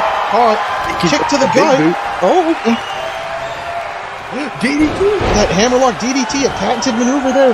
And he, across the throat, dragging him to the middle of the ring. Pinfall attempt. Is this gonna be enough? And a big kick out there from Buck Hodges. And June, leaning on the ropes, disappointed. He thought that was going to be it. Faith in his tag partner. And oh my god, the big boot. And no, June has faith in his tag partner. The communication there is amazing. Not coming in, not wasting his energy. He steps in after to make sure Buck doesn't pull anything. But here we go again with the momentum swinging. Kick to the gut. Whip back into the corner, and the juniors have been all over him, like white on rice, as the headbutt comes up from Buck Hodges. And now back to the opposing corner, the corner of the heavyweights, going for that body splash a third time. Third time's a charm, though. Caught onto it, and back into the junior corner. This is tag team wrestling, ladies and gentlemen. Move again. And here we go. Kick those kicks to the gut when you're held, and you can't brace for it. Those are very hard to deal with. They hurt your ribs, your abdomen, your liver. You can't really protect against those in any way. As into the corner, once more they go. He's going for a move, but he just can't. Yeah, he's going for a patented maneuver of his there. But Buck Hodges has it together. And third attempt maybe? Has he got him? No. Oh my god, the power! He just threw him at the turnbuckle. And then walked back to the other turnbuckle on his own, meet in the middle, and again into the corner. He said, I'm going to get this. Knee to the stomach. And the big boot. Dude. Jun not learning from his mistakes. His persistence might be his downfall here, but no, Jin is in to make the save. I respect it, but sometimes you just gotta stop. But now Jin is down and out. Jin is down and out. And that just leaves a boot from Hodges. And Jun, nowhere to go. No partner in sight. This is looking like this might be it. Big Country may have pulled this one off as Jin's trying to get to his feet, but it's not going to be enough. Remain Farm Boy Summer. I'm saying Jin and Jun had that. If Jun would have tried somewhere else, he was too big to one move. Jin had He was fixated on that move, and here we see just these repeated doomsday devices and the kicks. It was just it was a showcase of talent from both teams, and you know there were points in time where you could very easily argue that you thought this one would have gone to the juniors, but at the end of the day, Big Country was too farm boy tough, and as my partner said, it's farm boy summer. So and still, your tag team champions, Buck Hodges, Jerry Taylor. That is Big Country. Jin did not seem too happy about this one. No, it's a very unfortunate loss. I definitely think if you are Jin and June, you want to rebound from this one and come back stronger. But now you got to wonder, if you're Big Country, who's next for you? Not a lot of tag teams established in this division yet. Your next opponent's going to be a big one. Let's see who steps up.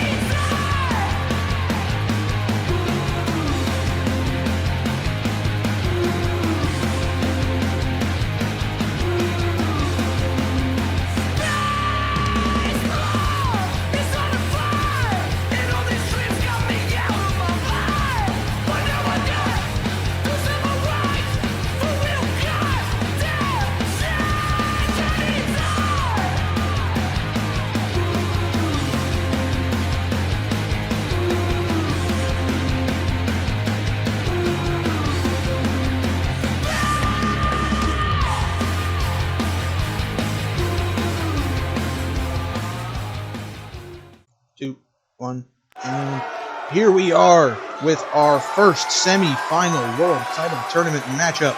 And for the second time tonight, I introduce you to none other than the Taiga Kira, Sakazuki, who had what I believe was the longest first-round matchup out of anybody against Daiki Kaneko earlier, and was able to pull that one off.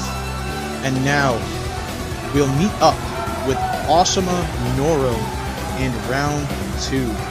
Now, in this match, you've got to think going into it, you're favoring the veteran presence, the fresher Osama Minoru, right?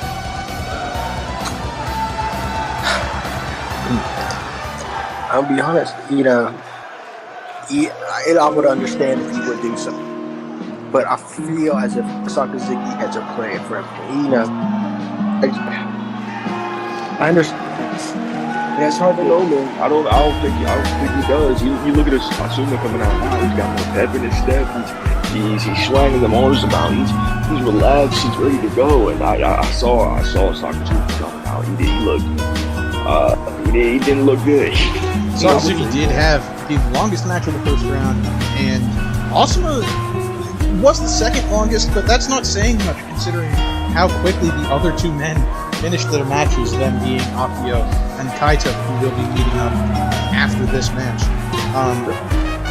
I get what you mean. You know what I'm saying? He didn't look too good. But wouldn't you think he would come up with something? You know what I mean? He would come with something to, Sakazuki certainly is no slouch. And here we go, the bell rings, and he's spinning back fist to start. And then Osama says, come here, we're going to grapple. And he's working away, headlock immediately, grinding away at that head. And Sakazuki finally going to push him against the ropes, swing the momentum. Off the ropes he goes, under. Oh my lord! Sakazuki looking to go under and for maybe a crab type of submission, and Asuma just stepped on his face, meets him with a European uppercut and a snapmare, and then lifts him back up and grapples him again. Sakazuki this time going to get the advantage on the grapple.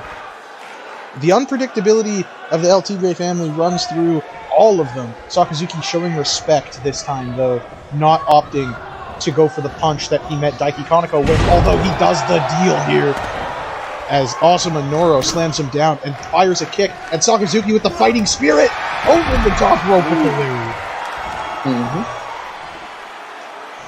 He still got fight. Absolutely, if I'm he Sakazuki, does. I need to keep him down as long as I can. Don't let him get to his feet. And that's what he didn't do right there. And off the apron with a resounding thud as he kicks him in the knee back to his feet is Sakazuki. Kick to the gut. Goes for it one more time. Went to the well one time too many and is met with a lariat from Asuma Noro. European. Yeah, but that's what you do as a striker is go outside of the grappler. Trust me, that's not the greatest thing you can do. Yeah, and as you can see here, it didn't pay off. Pump handle and just flipping. I don't even know what you'd call that. But not a fun landing if you're Sakazuki is what I'd call it. And now you're getting stepped on. Sakazuki barely above the heavyweight limit for this match. I believe weighing in at a whole 206 pounds to meet the heavyweight weight requirement. Sakazuki typically a junior, following in the footsteps of his father and his brother, who he looks up to dearly, who lost earlier tonight against Kendrick in that match. And the Bulldog reverse for the second time tonight. Do you think Sakazuki is wasting his time as Asuma went for his patented fireball punch there? Do you think Sakazuki is wasting his time with things like the Bulldog? People know that he's going to fire off that Bulldog, staple of his family, and it's been reversed a lot. As he finally gets it, the third time's the charm. But so, in my humble opinion, I think the Bulldog, I understand the staple of the family, but I think you clearly need to. Let's see what happens here. Oh, gets it one more time.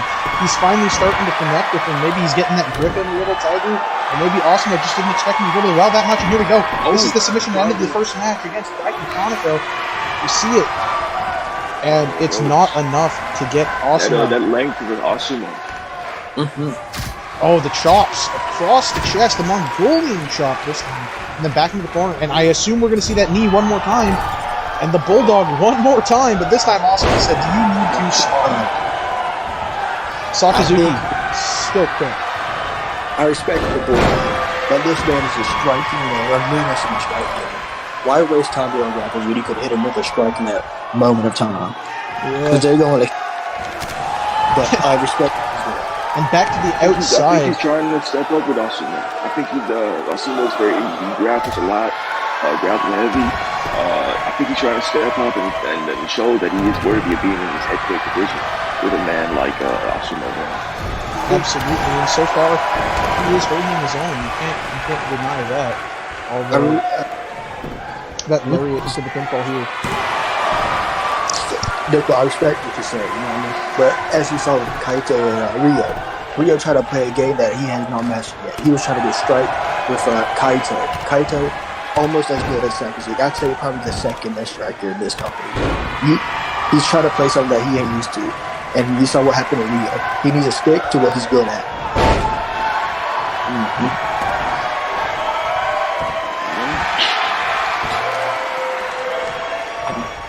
It's just how it is sometimes. I understand you want to prove yourself, but you can prove yourself in a whole different way.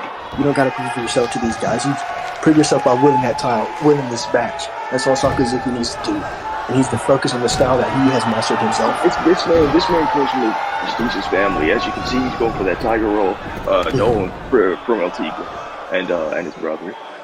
He comes from a prestigious family, and to find his way, he needs to find himself. He needs to prove something to himself. I think what he's doing right now is proving to himself that he belongs in this heavyweight division with the likes of people like Asuma and Akira. And yeah, but taking Saito suplexes like that certainly isn't going to help him feel any more welcome, as Asuma Noro is finding his footing in this match. A little bit slow to start against the fast-paced junior style striker that is Sakazuki, but finding his own now, and he is starting to fire on all cylinders as this match is turning to the favor of Awesome Minoru, and as you can see, he's wrestling him up against the ropes here, looking for something, but quick reversal kick to the stomach, and over the top again. Sakazuki very comfortable on the outside. As you said, not typical for somebody strike heavy, but Sakazuki is not your average striker. He is a very well-trained wrestler, and he will do whatever he needs in a case like this. It seems he goes for a lariat, which is not his style, but Asuma out of there, and back into the ring they go. Asuma is a very, very traditional wrestler. I don't know how else to word that. He is all for the traditions of Japan, and he wants to work a very Japanese style. He wants to run you down, and here we go from Sakazuki. As Sakazuki, you can see the earlier match weighing in on him. He is tired, he is sore, and he is looking to put this one away because he does not want this one to go as long as the last one. That would be a disaster, as the buzzsaw kick is on the way, and it connects with a thunderous clap on the side of the temple. And Asuma out of that one. Okay, put the force he needed to behind it. Like you said earlier, match against the Golden Child, you know what I'm saying? He was doing Kaneko, doing the damage to his legs, and now, you know, he's paying the price for it now in this match. Absolutely. As here we go, looking for a nifty little sequence here as he springboards down with a shot, drop kick, beautiful height on that drop kick, and then drops underneath. And just a mushroom stomp, Goomba style, if you will, dropping down Asuma, as now he looks for the Valley of the Tigers, a patented move of his, but Asuma has seen this one before. Fights out of it with elbows, and that spinning power slam. This is what he won his match. 1, 2, and oh my god, the desperation kick out. Look how he's rolled over and hunched over out of that kick out. Asuma Minoru can't believe it. He is staying on the offensive. Big chop, grabs him, and looks like he's in control again. Sakazuki in a bad spot as Nora's going to whip her off the ropes. Comes back, and a hip toss. Sometimes those basic moves, like a hip toss, are all you need to be effective. And Awesome Minoru is showing you that you don't need to be flashy to be a good damn wrestler, as that neck breaker comes down from Sakazuki, and the Tiger Roll, one more time, excuse me, more commonly known as the Gator Roll in America, being broken out one more time. And that crossface at the end, holding him down. As Sakazuki going back to his classics. He's not pulling out any new tricks as he gets hit to the he's not trying to be anything too fancy right now. He is using what he knows, the things that he's been doing since he could wrestle. Those kicks, the Valley of the Tiger, the Bulldog, these are things that his dad taught him from a young age that are basically second nature to him. And Asuma is familiar with all of these, having worked against the likes of LT, where he's seen these, done these before. It's not new, as now we get the Tiger Bite, a patented submission of Sakazuki. Is this going to be enough? It's in there. It's cinched in deep, but Asuma's almost off the ropes. He's out of it with a knee, and it looked like he was going the for something. reach of Asuma. The knees. Back with that Bulldog bean strike combination. Yes. A fall attempt out of the Bulldog, but Asuma kicks out. You can see Sakazuki out of the fall. Look at the exhaustion in his face. Look at the way he sat slumped over. It is not easy to work this long in one night and do this much. It is hard to pull that off, as he again looks into the corner and looks for this comfort Bulldog one more time, but he just gets thrown. And at this point, is it desperation from Sakazuki that he keeps going back to these moves? It almost seems like that's all he has in him anymore, as the back elbow connects to his forehead, and it's very hard to see just when Asuma is going so strong. Goodness. Sakazuki to the outside out of desperation, but Asuma follows and wants him in the ring, off the apron first, though. Asuma knows that this is his chance if he's going to win, he's got to capitalize here and early. Sakazuki may be dead tired, but a second win is so possible, especially from somebody like this. You don't want to give him the chance to get that. As now, Asuma shot into the corner, and up on the shoulders. What are we getting here? A DVD! Oh my lord. Dropping him with the DVD. Sakazuki's book. Yeah, taking an absolute page out of his book with Valley of the Tigers, and a toothless tiger for his own good. And now, the Tiger Bite.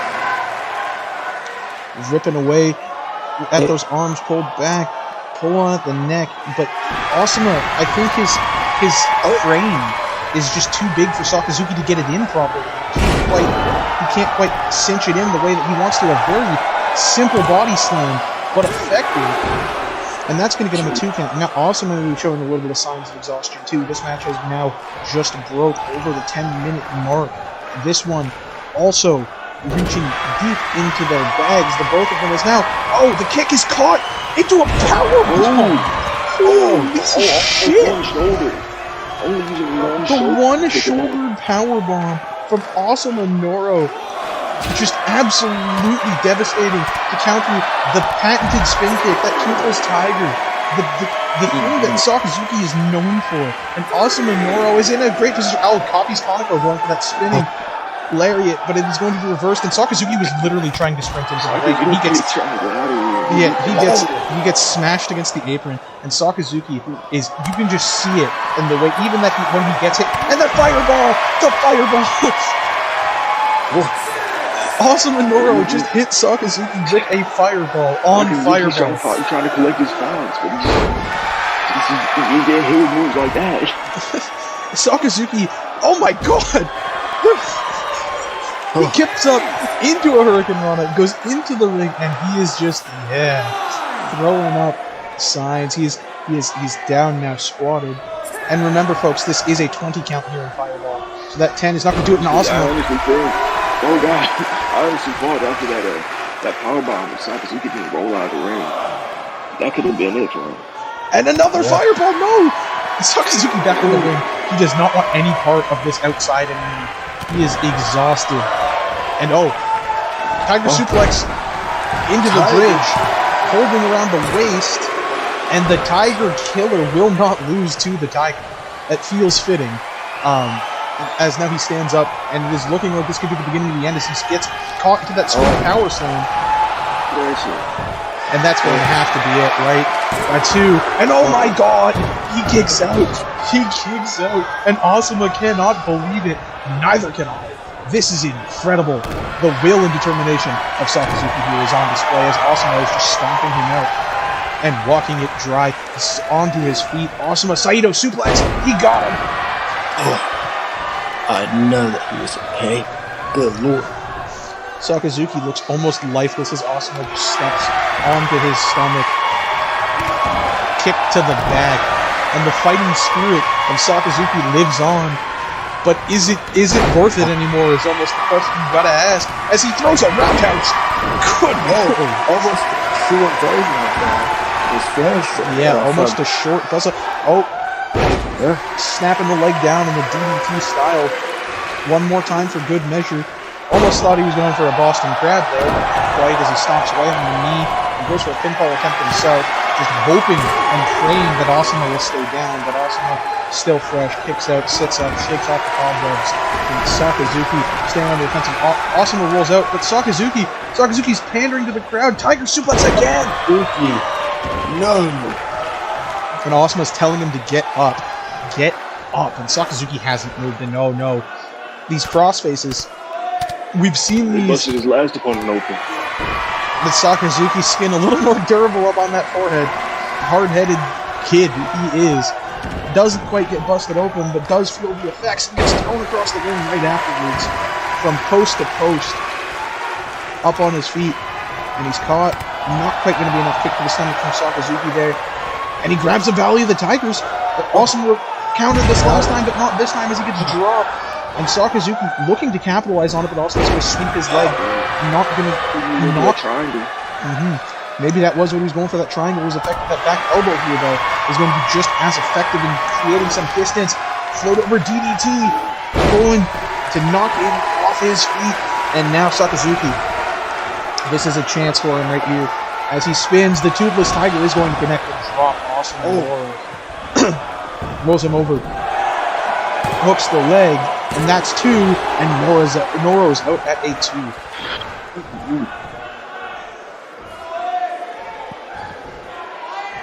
Sakazuki brings him back to his feet and is going to whip him into the corner. Drop kick attempt is going to miss. He ends up kicking the turnbuckle. Also with a shot to his chest. Brings him in.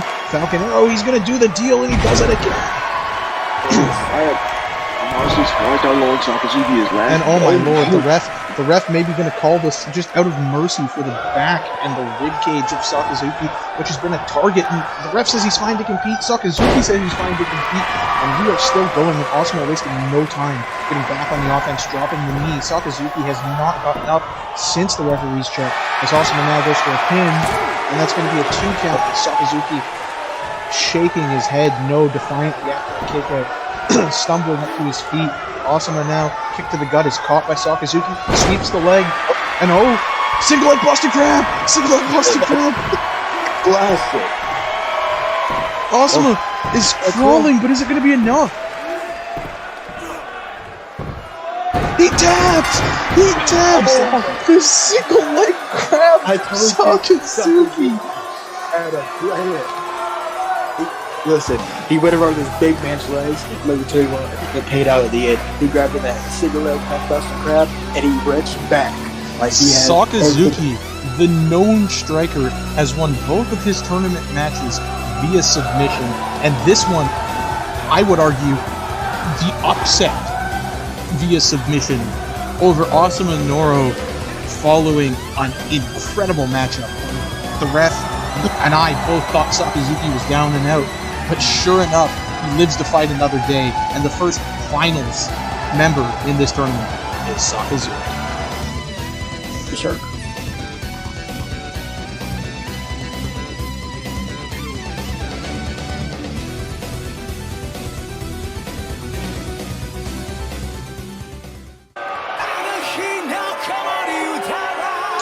Ladies and gentlemen, our final match of the semifinals is about to be underway as we see the monster that is Akio Takagi make his way to the ring for the second time tonight. After absolutely annihilating a crowd, a fan, and my personal favorite man in this tournament, Nikishi Kadakawa, Akio has made a statement, and now he walks his way to the ring menacingly to fight another monster, maybe not in size, but in mentality, Kaito Takahashi. How are you guys feeling about Akio's chances? Well, we went from the last match where it was the longest match of Sakazuki, and now we're going to Akio, who had the quickest match in the tournament so far. And I don't know how this is gonna be. Kaito's got a big challenge right now. And when I say big, I mean big. I mean, his last match was real. He was a big guy, but Rio ain't no Akio, and Akio is a monster in this division. Mm-hmm. You're absolutely right, he is a monster. And the thing about a guy like Akio is sometimes they just won't go down. They are resilient, they are built to be monsters and machines. And look at him. He's not going to go down so easy. But that won't stop a guy like Kaito Takahashi. A man known for chopping down mountains. He feels very comfortable walking into a ring against a monster like us. You know, well, the best way to take out a monster is another monster. Now, he may not be a monster in strength and size, such as Akio, but his mindset is deadly. His striking proficiency is monster-like. It's scary how he is. Now, I mean, you see how he beat down Rio. I mean, good lord. I mean, he may. I'm not gonna say he's gonna do it good, but I'm gonna say he's gonna maybe slap him again. I don't think that's gonna work too well. I'm a little scared for Kaito, but I think he has the ability to beat him if he truly brought up that monster, so that assassin-like instinct that he has. Whenever you see Kaito come out, he's always looking at the fans. He's trying to get a reaction. They've been trying to make him angry, trying to make him sad. I think he can try to get this reaction tonight when he beats Akio. So I'm gonna go with I think I'm actually gonna go with Kaito as the big surprise winner. Back to what you said, Kaito with the fans. You say you're trying to get a reaction out of them. I honestly have to disagree. I think he looks down on them almost. Like, doesn't see them as the influence on him. He may even think that during this match, and I don't know if that's the best mindset to have against a guy like Akio, but I don't know. I feel like it is a good mindset to have, is that you are, you're the top dog. I mean, this is a dog-eat-dog business, dog-eat-dog world, as he goes for the ankle pick and sweeps him down, crushes along the knee. But in order to succeed in wrestling, or in any sort of combat proficient, oh my lord, Akio's just beating the brakes off him. But you have to be able to put yourself above others, because you can't take it easy. You can't feel sorry as he locks in this Cobra Clutch-esque submission. I understand what you say, the top dog mindset. I truly understand, but I feel like looking down is a whole different topic, you know what I mean? That's very true. Looking down at a guy like Akio. But, as we said earlier, Kaito has a monster mindset, and, he may live in a whole different world than the rest of us, so him looking down on him, it made him just live life. That's pretty useful. Yeah, that's very fair. It's hard to really have an insight into the mind of somebody like him who's willing to go as far as to, maim somebody. He would take a limb. He would absolutely feel no remorse. He is the kind of guy that doesn't feel bad. He hurts somebody. He is wicked. He's brutal. And he doesn't care, as now he works away at the limbs one more time. This time picking the arm of Akio. Something to look at in this match is Kaito came into this match very different than he did with Arasaka. With the match with Arasaka, he came in running guns blazing. I think in this match against Akio, he has much more caution. He may be a very aggressive, cocky man, but he's very smart in the way he fights and the way he wrestles. As we see a full crab now, but the ropes are going to get reached. Kaito has a long frame. 6'5", I believe. Yeah, he definitely got the height of his father.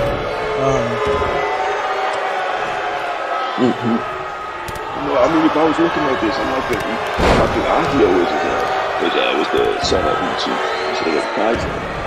Yeah, Kaito definitely much slimmer and much more athletic than his father, although there are some similarities in their style, as much as Kaito would hate me saying.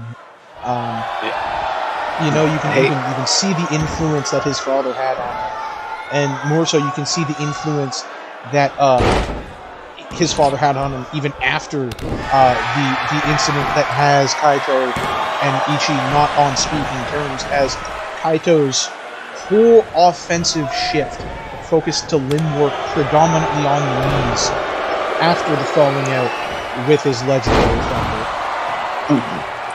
Yeah, that's what got Akio to win in the last match. It was, and he's not even going for the pinfall this time as he looks for it. It's just an absolute spinning slam, just full rotation with some unprecedented speed. But Kaito is out of it at a 2, swinging his arm away. And now looking for that leg drop again, and it's going to connect right along the throat. That is a lot of meat, for lack of better terms, right across the neck. Akio, thick thighs, big built legs, every part of him landing on you, you're going to feel.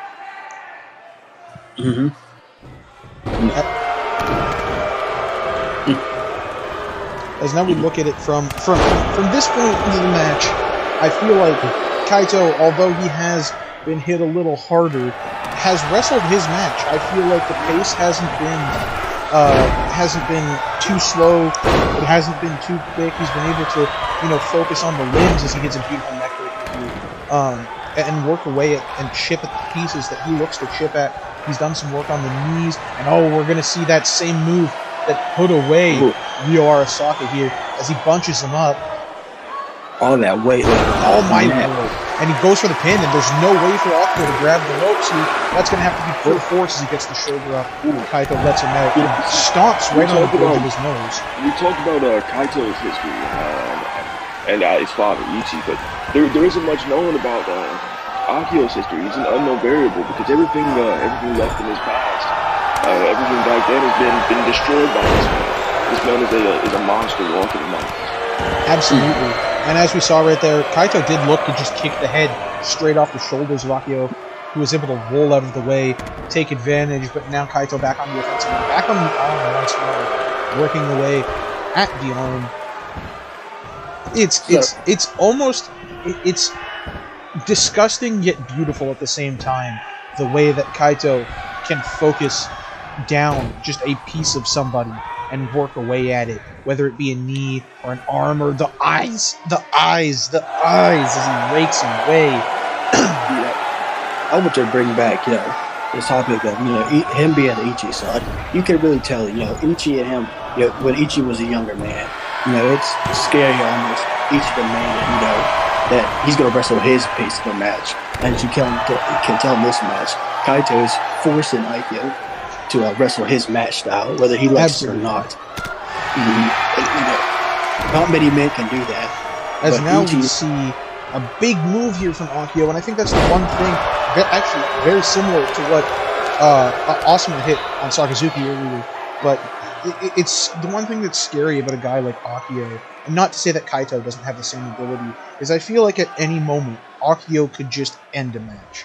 He could just whip out that spinning slam or that fisherman buster, and chances are that's going to be the end, as Kaito, though, is absolutely on his neck, snaps away a beautiful pile driver, but Akio is just, he doesn't even look like he has a neck, as he just shoulder block, spinning back fist, kick to the gut into the fisherman buster. Oh, but he's exhausted. He's worn out. Oh, the neck. Yeah. He's got his hand on Kaito's face, but that's not enough to constitute a pinfall as he crawls over, but Kaito rolls. That was some brilliant ring awareness from Kaito rolling over. Able to snap down on the arm, gets Akio back up, and oh my god, no. One more time. That weight. All that weight on his own neck. Got him. But his elbow caught the ropes. There's the length and the size of Akio. Just, oh man. Power slam. Top rope for Kaito. Double foot stomp. He landed more with his knees than he did his feet. I don't think that was intentional.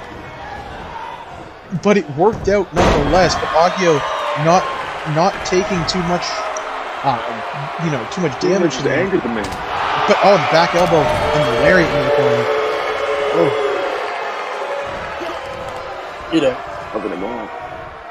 I'm gonna say this now. Y'all guys may disagree with me. I mean, Kaito, you can tell he's Ichi's son. He's a little bit scary. I mean, the way he is, the way he acts, the way he thinks. I mean, Ichi's a scary man, don't get me wrong. I'm not saying he's not scary. Ichi, don't come here, please. But Kaito, he's packed in such a small frame, but such a deadly mindset. The way he attacks, the way as you just saw, he attacked his arm. Ichi never really did that. He just overpowered you and just kind of beat the living hell out of you. Kaito, as you see, he targets your body parts. He makes sure you feel every bit of it. And I think Akio is spilling a little bit of blood as we see a Busaki knee onto Akio, out of Kaito, excuse me there. As Kaito is stunned that the Busaki knee was not enough, Akio leaping from his forehead here. As back to the arms once more, the hammer lock and the arm breaker. As I said, he's just a more proficient Ichi in a smaller compacted body. On the top. Out of the way of the foot stomp to Akio. His leg gets caught up a little bit, but he's still able to deliver a chop. kick to the gut's going to get caught.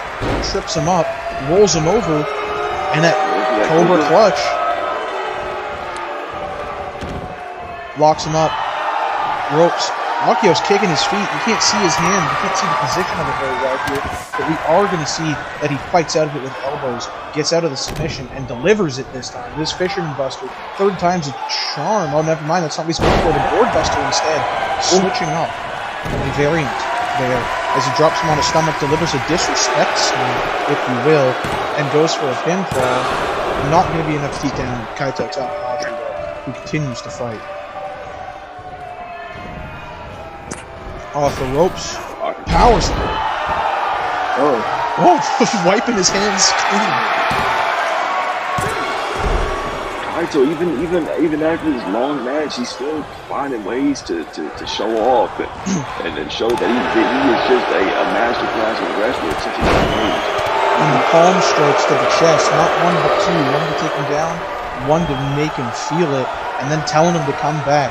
Kaito just wanting to stand and bang proverbially, but oh my god, the absolute swiftness of which Akio was able to pull off that kick on the ropes is not going to be enough to turn the tides of this match as he walks into a snapmare and another just working over the arm, working on the shoulder, not quite an armbar but pretty close to it, as Akio able to fight out of it with the back elbow one more time.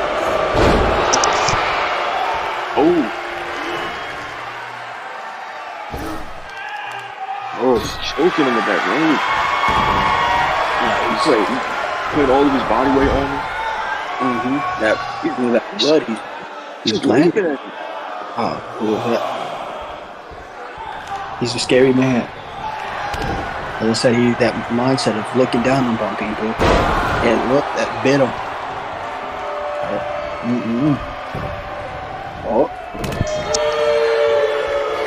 Uppercut the smash, going to get reversed, shot in the face, smashes against the rotator.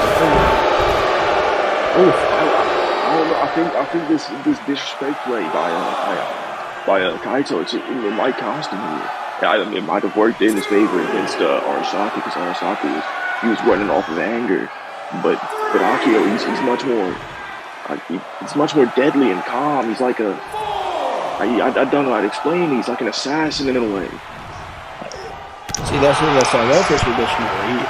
It's scary how much of a monster mindset he has, the way he could just do these things without, feeling anything. It's almost, horrifying. That's why I think that I say Kaito's a little bit scarier than Ichi.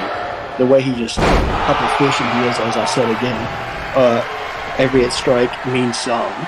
You know what I mean? He gonna laugh in your face, anger you. Look, that's what it is. Big spinning slam. Look for his arm right there too. Still try to take out them limbs. He's gonna find a way to hurt you. Look you. I can leave. The last thing Aikyo needed was 2 knees in the face.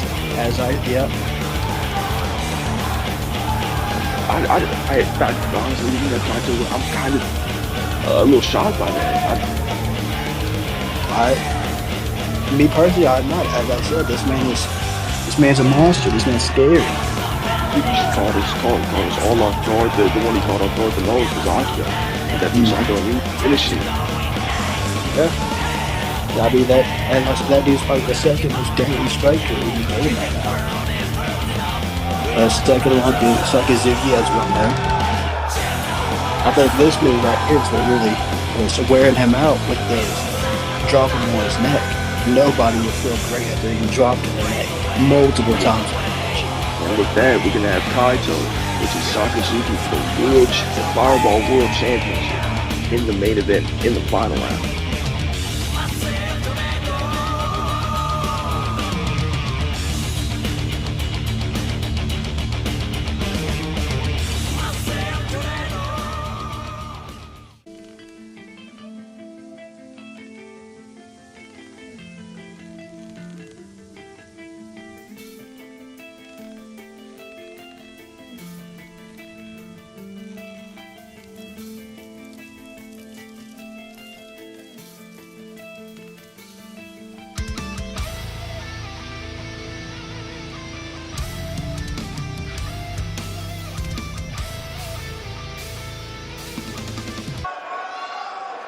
And tonight's main event, Sakazuki versus Kaito for the Fireball World Heavyweight Championship.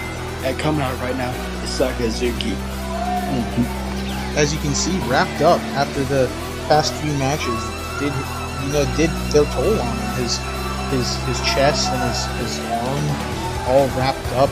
There could be more under the pants. We're not entirely sure, but nonetheless, showing a smile, looking determined as we walk into this main event, this Fireball World Title match, throwing up the signs, and he's ready to go, limbering himself up as he stands in his corner, waiting for his opponent, a man who just beat a monster, a man coming under very little rest into this match.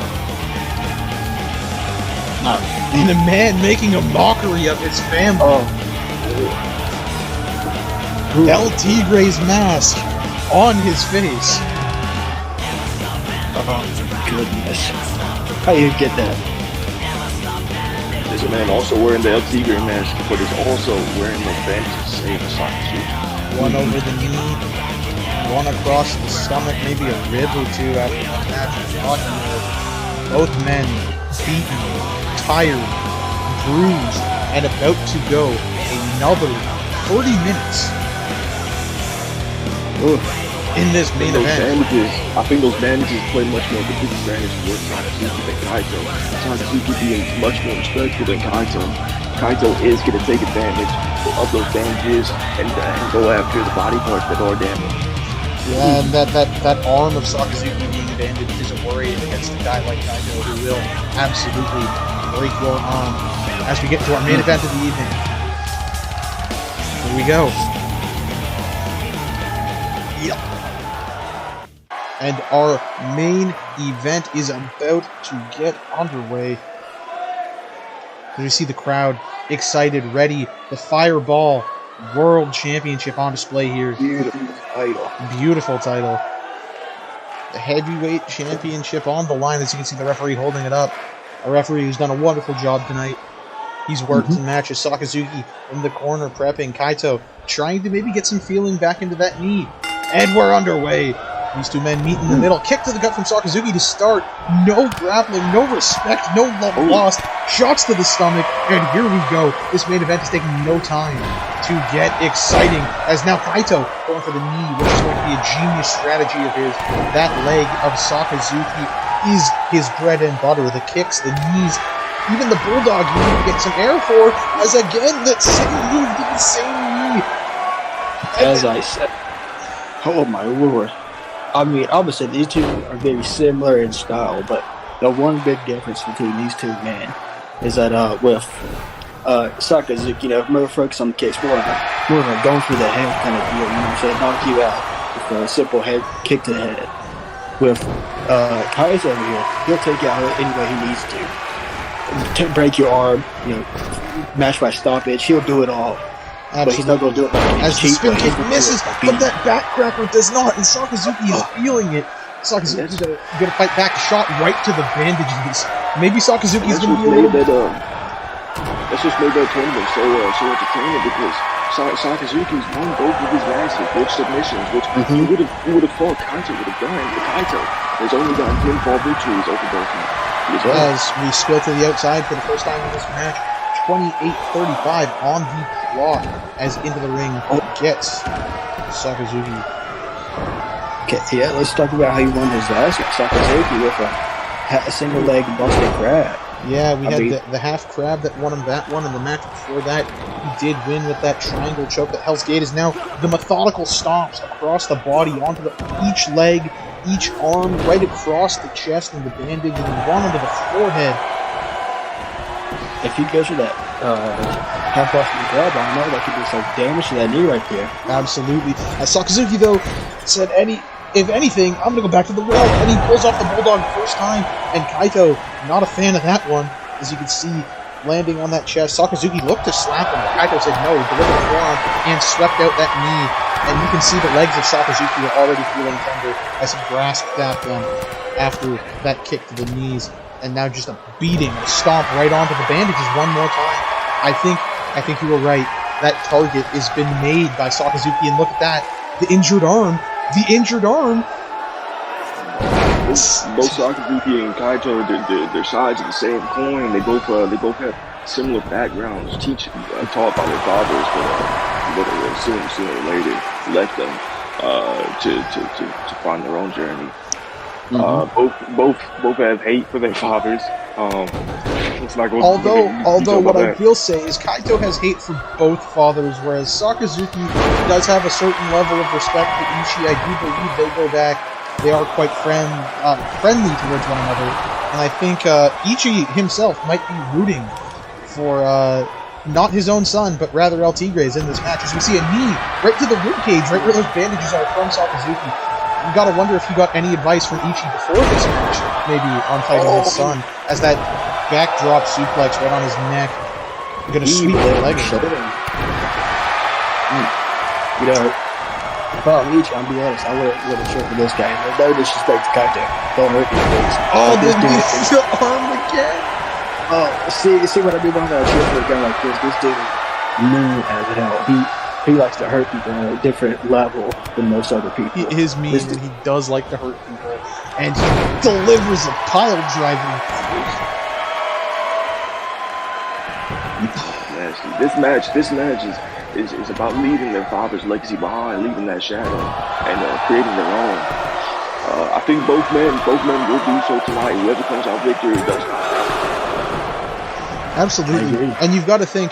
If not as a father, as a wrestler, you've got to look at this, whether you're Ichi or you're El Tigre, good or bad relationship, friendly or not, you've got to look at this match, you've got to be proud of how far your son has come, even if not in the way that you wanted them to come as far as they did, as he works on that injured arm one more time, snapping it back, that shoulder, that collarbone area, and Kaito, you can see, already sluggish to his feet. And we still have quite a ways to go in this match, as he's finally looking for that Phoenix Flex with Sakazuki as it's scouted, rolls through. One, no, reversed. 1, 2, and kick out from Sakazuki. Kaito pops right back to his feet though, and Sakazuki is ready for it. Grabs him in a headlock, switches around, goes to the arm, gets behind. Oh, what is this? Oh my lord, crossface chicken wing. That's a move out of Ichi's book. Kaito is not gonna like this one. I mean, oof. Maybe he did have a quick phone call with Ichi during Kaito's match, as Kaito now throwing a mean elbow and tossing him to the outside. Maybe feeling it all the trash talk, pointing to himself. I'm the champ. I mean,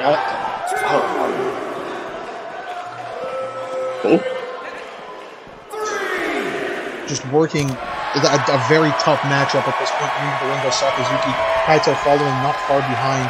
And Sakazuki telling him to suck it and eats a forearm for his troubles.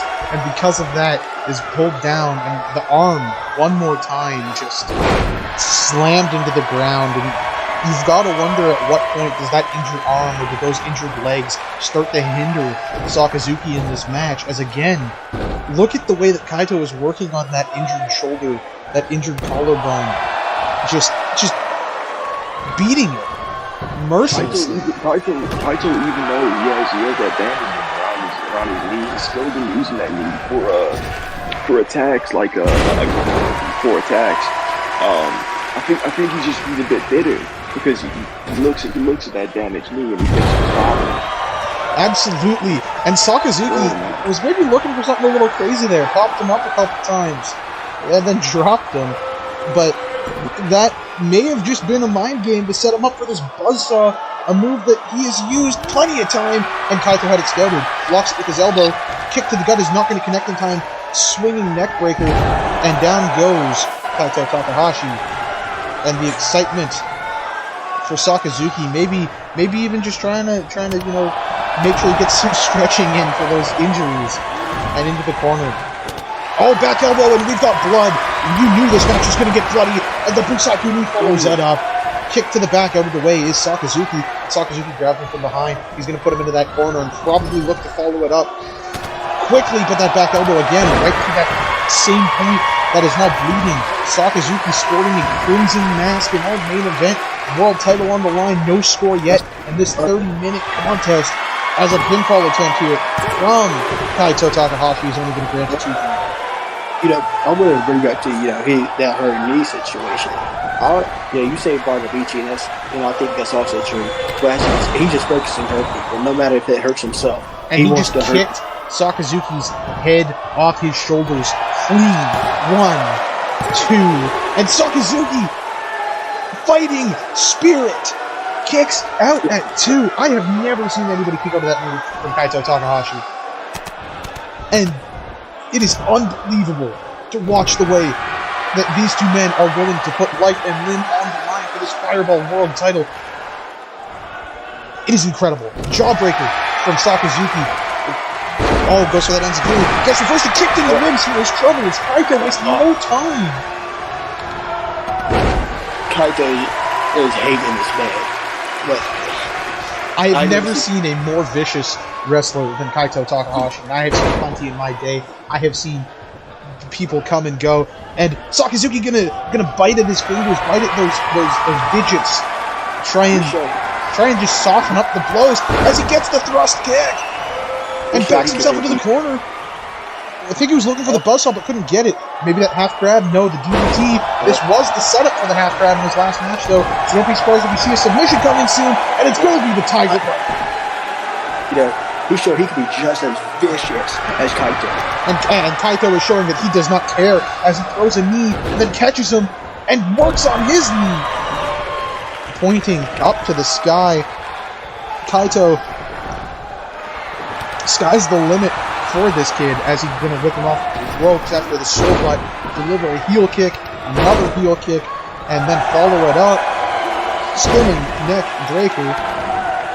Kaito echoed it up and said, "You trying to get vicious like me? I'll show you who really is vicious." And that Busaiku knee. Oh my. Middle of the ring. You got to think this would be the first fall about 10 minutes into this match. No, Sakazuki. The fighting spirit in this kid is unbelievable. You can love him, you can hate him, think what you will about him, but he will not give in without a fight. As he delivers an elbow, you can see him favoring that arm. You can see him moving slowly, but he's still going to pull out that Michinoku Driver. He may hate his father, but he got that spirit from somebody. Absolutely. The LT Gray family, it runs in their blood to be a great wrestler, a great talent, to work their asses off. And this is no different. Walks across the ring, Kaito on a knee, the buzzsaw kick, loud and proud, knocking Kaito right out of consciousness. Is this going to be enough for the first fall? Referee looking to get in position and can't find it. 1, 2, and a kick out at 2. Referee get in a position where you can see, make sure both shoulders are down. Yeah, maybe not sure of both shoulders being down, giving Kaito just enough time to recover from that vicious buzzsaw kick, but also just stalling enough for Kaito to recover in general, as now he sits up top and looks for that deadly double foot stomp. Oh, man. Falling into the pinfall, 2, and we have our first fall, folks. Kaito Takahashi up 1-0 on the DaQuan. He may not be a heavy man, but that's still a lot of weight going down in your chest and stomach. Absolutely, and he is showing no signs of slowing down, just got the lead as he followed up right with a Donaguri into the corner, but then he gets met with a short buzzsaw roundhouse right there. He's going to fight it off, though. He knows that this match is only going to get more intense from this point on. The first fall is a great start, but in a match like this, an Iron Man contest, you have to keep the pressure on as he works away at the knee of Sakazuki, who is almost looking like he's trying to pull at the bandage or rip Kaito off of him somehow. It is just, it's desperation for both these men. Both these men are exhausted, they're sore, they're bandaged, they're bloody, and it's almost hard to watch, but it's admirable as Kaito again goes to the knee and looks to just pin him off of the damage done, and Sakazuki forcing his way out at a deep 2. Sakazuki going to pull himself to his feet. Kaito delivering kicks, and Sakazuki is eating them. This is just admirable stuff here as he gets him down and works away at the arm a little bit. Maybe he's trying to have some time to breathe, to recover. The crimson mask dawning over his eyes, getting into his hair. it's not fun being covered in your own blood, and that shot to the face is only going to make it worse. More and more blood as he goes for the chop, kick the stomach from Kaito. It's too quick, and big strong boy Sakazuki not going to get lifted, working over that same injured area and making sure that Kaito's not going to get him up, but the forearms and shots to the bloody face aren't going to help. Kick to the leg, and he grabs him into the corner. Maybe he's looking for that same, oh no, off the ropes. Goes for that spin kick, and Kaito able to grab the ropes, get out of the way, duck it, and now raking the back right where the bandage begins. Pulling away at the bandage. Forearm. You can see, if you look at Kaito's hand, I think it's his right hand over there, it is soaked in the blood, bathed in the blood of Daisuke Sakazuki as he now chokes him over the middle rope. The referee warning him to get down. That is not okay as he stands there, and Sakazuki might just be out of it. This match seems so heavily favored for Kaito Takahashi right now as he goes for another pin. Look at the blood on the face of Sakazuki, barely able to get the shoulder up. Kaito staring in disbelief, and Sakazuki just looking for a way to get back into this contest. Reminder, folks, it is 1-0 for Kaito Takahashi right now, and he is looking for another one. Big reversal, rolled him up, victory roll, down gets the ref, going for the pin. 2, and he got him! He got him! Kaito can't believe it! Kaito is not happy about that. He can't believe it! And the roll-up gets it, a tie! Oh my lord! And now looking to take it, and up top goes Takahashi after getting rolled up. Incredible stolen fall there from Sakazuki. I can't believe it. As he goes for the superplex, the second time tonight we've seen this out of him, and it's gonna land. Kaito on those injured ribs. Sakazuki, oh my lord, the combo into the corner. Buzzsaw is on target. 1, 2, and Kaito going to kick out of that one though. I think maybe a little bit mad about that roll up. Said, I'm not taking another one like that. I will not go out that way. The only way Kaito's going out is with that sneaky roll up, he said. And now Sakazuki not proud of the methods, I'm sure, but reaching into Kaito's bag of tricks, going for a deep choke into the tiger bite. Is this going to be enough? The tiger bite, patented submission, no. And Kaito tap out for this man. Kaito won't tap out. But what he will do is powerbomb him outside the ring, onto that injured shoulder, onto that injured collarbone. That is like a 10-foot, 9-foot, 10-foot drop. Onto your back, no protection. That's not fun, as now the two men just striking on the outside, blocking each other. They know each other so well. Look at this sequence, tit for tat, back and forth, blood offered by both men now. As Sakazuki with the strike busts open Kaito. He ran straight back in that ring. Kaito got mad. And the Bulldog's going to connect. And Kaito, Sakazuki, maybe talking a little bit of trash, maybe feeling a little bit confident after stealing one with a roll-up. You don't see that very often in these type of matches. He gets up, oh my god, the inverted power slam, grabbing him by the gooch and then dropping a knee. You don't see Kaito mad often. He's a cold, calculated man. But when you can lose to a roll-up and you're being disrespected like that, that'll make anyone mad. And then he gets hit with a Valley of the Tigers. And this might be enough for another fall if you're Sakazuki. And he's certainly going to try for it. 1, 2, and 3. We have a new leader in this match. For the first time, Sakazuki is at an advantage in this match. It is 2-1. Kaito with the first fall, and 2 straight for Sakazuki. This is not where you want to be, not how you want this to go if you're Kaito Takahashi. But now Sakazuki looking for some, oh my god, to the injured back all, but Kaito caught on. Sakazuki's not going to stay in that corner for long. The toothless tiger! Oh, he's tired though, he's so hurt from that. His knees should have been taking damage. Oh my lord.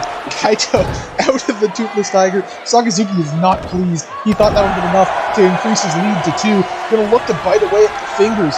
Look at the blood on Kaito's hands, literally. And they're choking him. Just unbelievable stuff here. As now looking for something that Kaito's gonna pull in. Jawbreaker. Oh, sweeping out that leg. That kick to the knee. That same leg used for the Toothless Tiger. And now looking for that double foot stomp. No, not quite. What is this? Oh, the diving clothesline. Into the pin. Trying to find something. Two. Should do stuff now. He's reaching deep into his bag of tricks, pulling out things that we haven't seen before for either of these men, but oh no. Cattle mutilation, the injured arms. Sakazuki with nowhere to go and not long enough to reach the ropes, but no, he's able to roll through it and oh! The roundhouse to the back of the head goes to the kick. Oh my lord, he's caught him. Is this going to be... It is! The single leg crab. He's got the wrong knee though. He's got the wrong knee, the blood in his eyes, maybe just disoriented. He picked the wrong knee and Kaito knew it. Got out.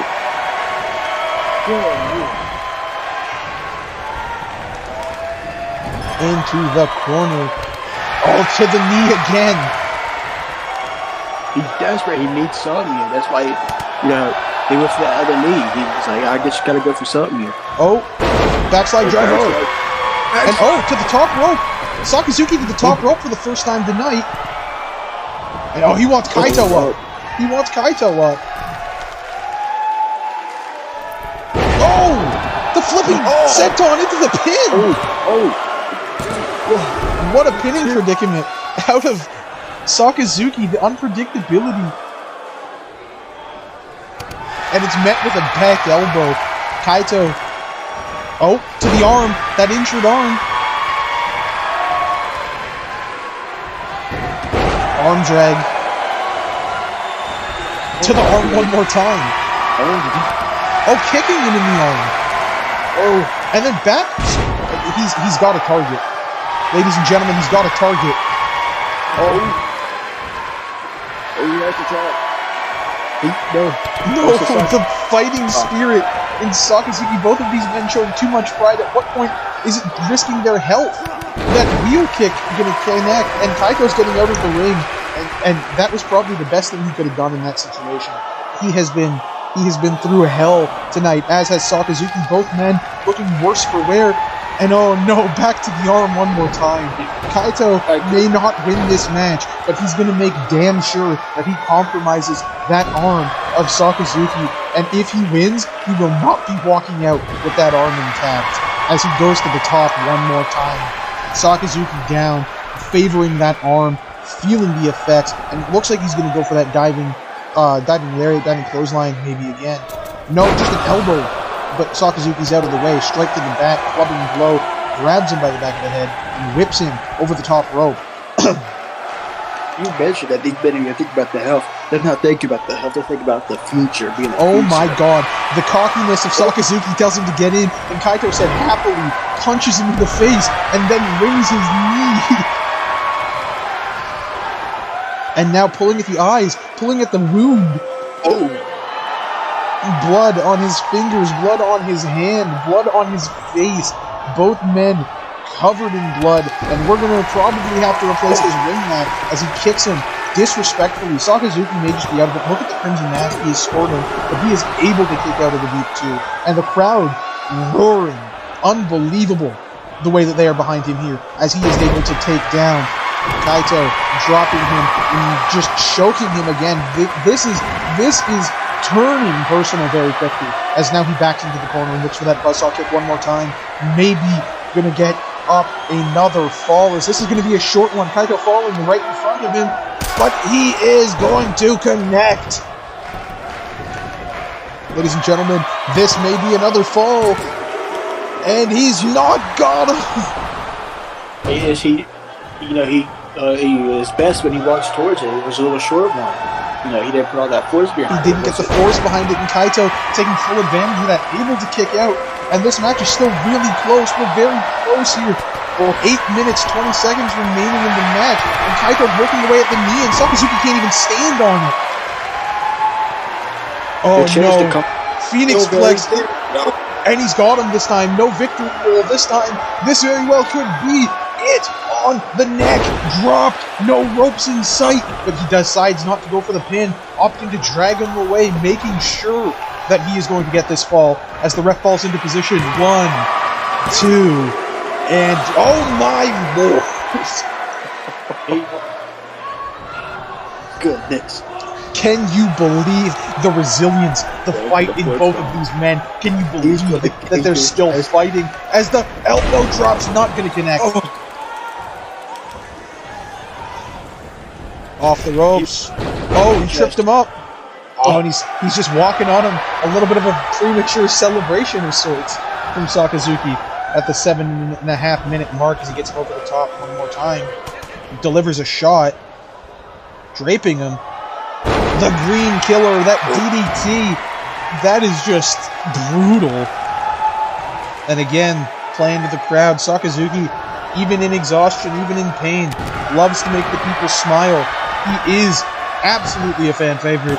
As people now, that could be enough, but no, Kaito gonna power out. I think Sakazuki's confident that he has this in the bag. Maybe he shouldn't be, as Kaito is still showing that fight, still willing to continue fighting as he backs into the corner, and oh no, and out of the way is Sakazuki, but he's not done. Oh my lord, deceiving Sakazuki able to get the up kick here, and what a beautiful little bit of overhead toss to the guy.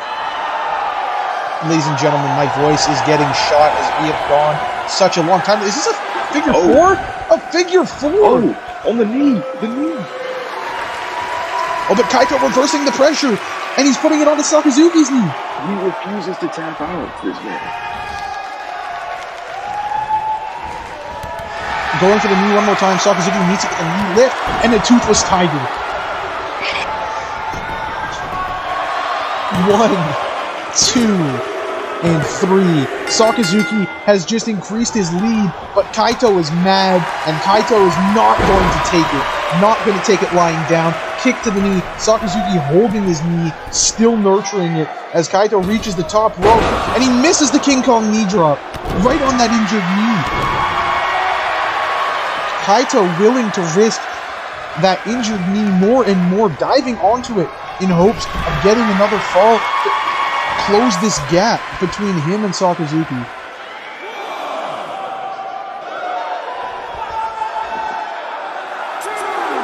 As the referee beginning his count, Sakazuki telling Kaito back into the ring, but then getting out on his own. He said, fine, you want to be outside, we'll be outside. And looks like they're headed towards a barricade here. Kaito going to fire some quick elbows into the chest of Sakazuki and meet him. Sakazuki got some more strategy here. You keep him on the outside, and he's going to win. I agree. But Kaito just tossing him, chops, kicks, strike after strike after strike, after wrench to the arm, and a backcracker right on those bandages again. I don't need to take this back in the ring. And Sakazuki just maybe looking to break the count, maybe just had enough of it, tells him to suck it. And Kaito did not appreciate that.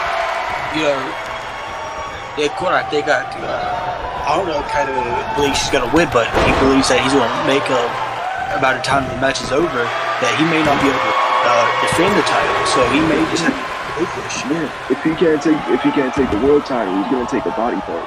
Yes. Yeah, and that very well could be that arm, that bandaged arm that he had been favored coming into this match. Just recycling knee, we've seen this put away people with Kaito before, and this might be enough here. No, Sakazuki is one resilient bastard.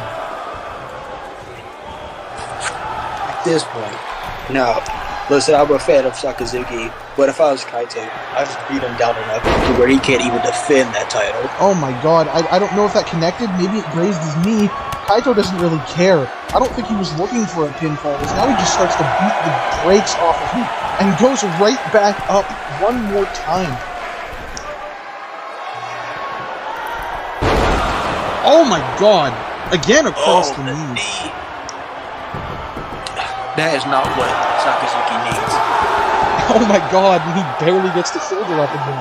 And Kaito can't believe it. Neither can I. This is unreal. The performance out of Sakazuki, out of Kaito as well, not to take anything away from him. He has fought a hell of a match as he gets locked into a tiger bite. As he gets locked into the tiger bite. That tiger bite is in. The tiger bite is cinched in. But Kaito will not tap out. Kaito refuses to just give up. Oh, the ankle lock! The ankle lock! Middle of the ring! Is he gonna do it? Is he gonna Oh tap? my god, the beautiful roll through, favoring that leg still, kicking away, and oh no! He walks over and walks into a power bomb position. Buckle bomb! And rolled over. That might be enough. I'm ready to show it. Oh my goodness! Kaito calling upon a higher power for strength, maybe. I don't even know anymore. What can you do? If he's not staying down at this point, what can you do? Sakazuki has decided that you will have to kill him because this is his belt, and Kaito may oblige. Dragging him over, and again mounting him with punches and just devastating shots. Stomping on the bandages, stomping on the injured arm, flipping him over now, and just looking again to... This is psychotic. At this point, he realizes that he may not win the title, but he knows for damn sure that he's going to make sure he can defend it. And it's crazy because the difference maker in this match, that press kick was beautiful. The difference maker in this match all came from a victory roll. That roll up crushed the spirits of Kaito Takahashi and raised the spirits of Sakazuki just enough to give him this lead as we have a minute on the clock and a 2-fall difference. That toothless tiger. One more time. 1, 2, and Kaito now just... These two men. There's 50 seconds and he still refuses to give up. As Sakazuki is pacing, literally pacing around the ring. Oh, Kaito! Armbar! One more. But Sakazuki! You resilient, beautiful, beautiful man. Out of that one, but no, back to the arm. His arm may just be broken. He may not feel anything at this point, so he's just going with it. And it's just unbelievable the amount of damage that Sakazuki has taken and fought through as he floats over into this DDT. 8 seconds are on the clock, and Kaito is rolling out of the ring. And I think, ladies and gentlemen, it is official. Your new champion, Fireballs, He looks like he's still ready to heavyweight fight. champion, is Sakazuki. The bell rings and he drops to his knees. He was still fighting. He was fighting until the bell sounded. And, ladies and gentlemen, he's done it.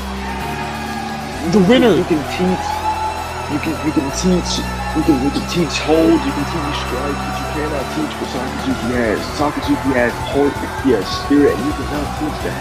That fighting spirit, that heart, that undeniable will, the unbreakable will of the tiger has brought him to the Fireball Championship.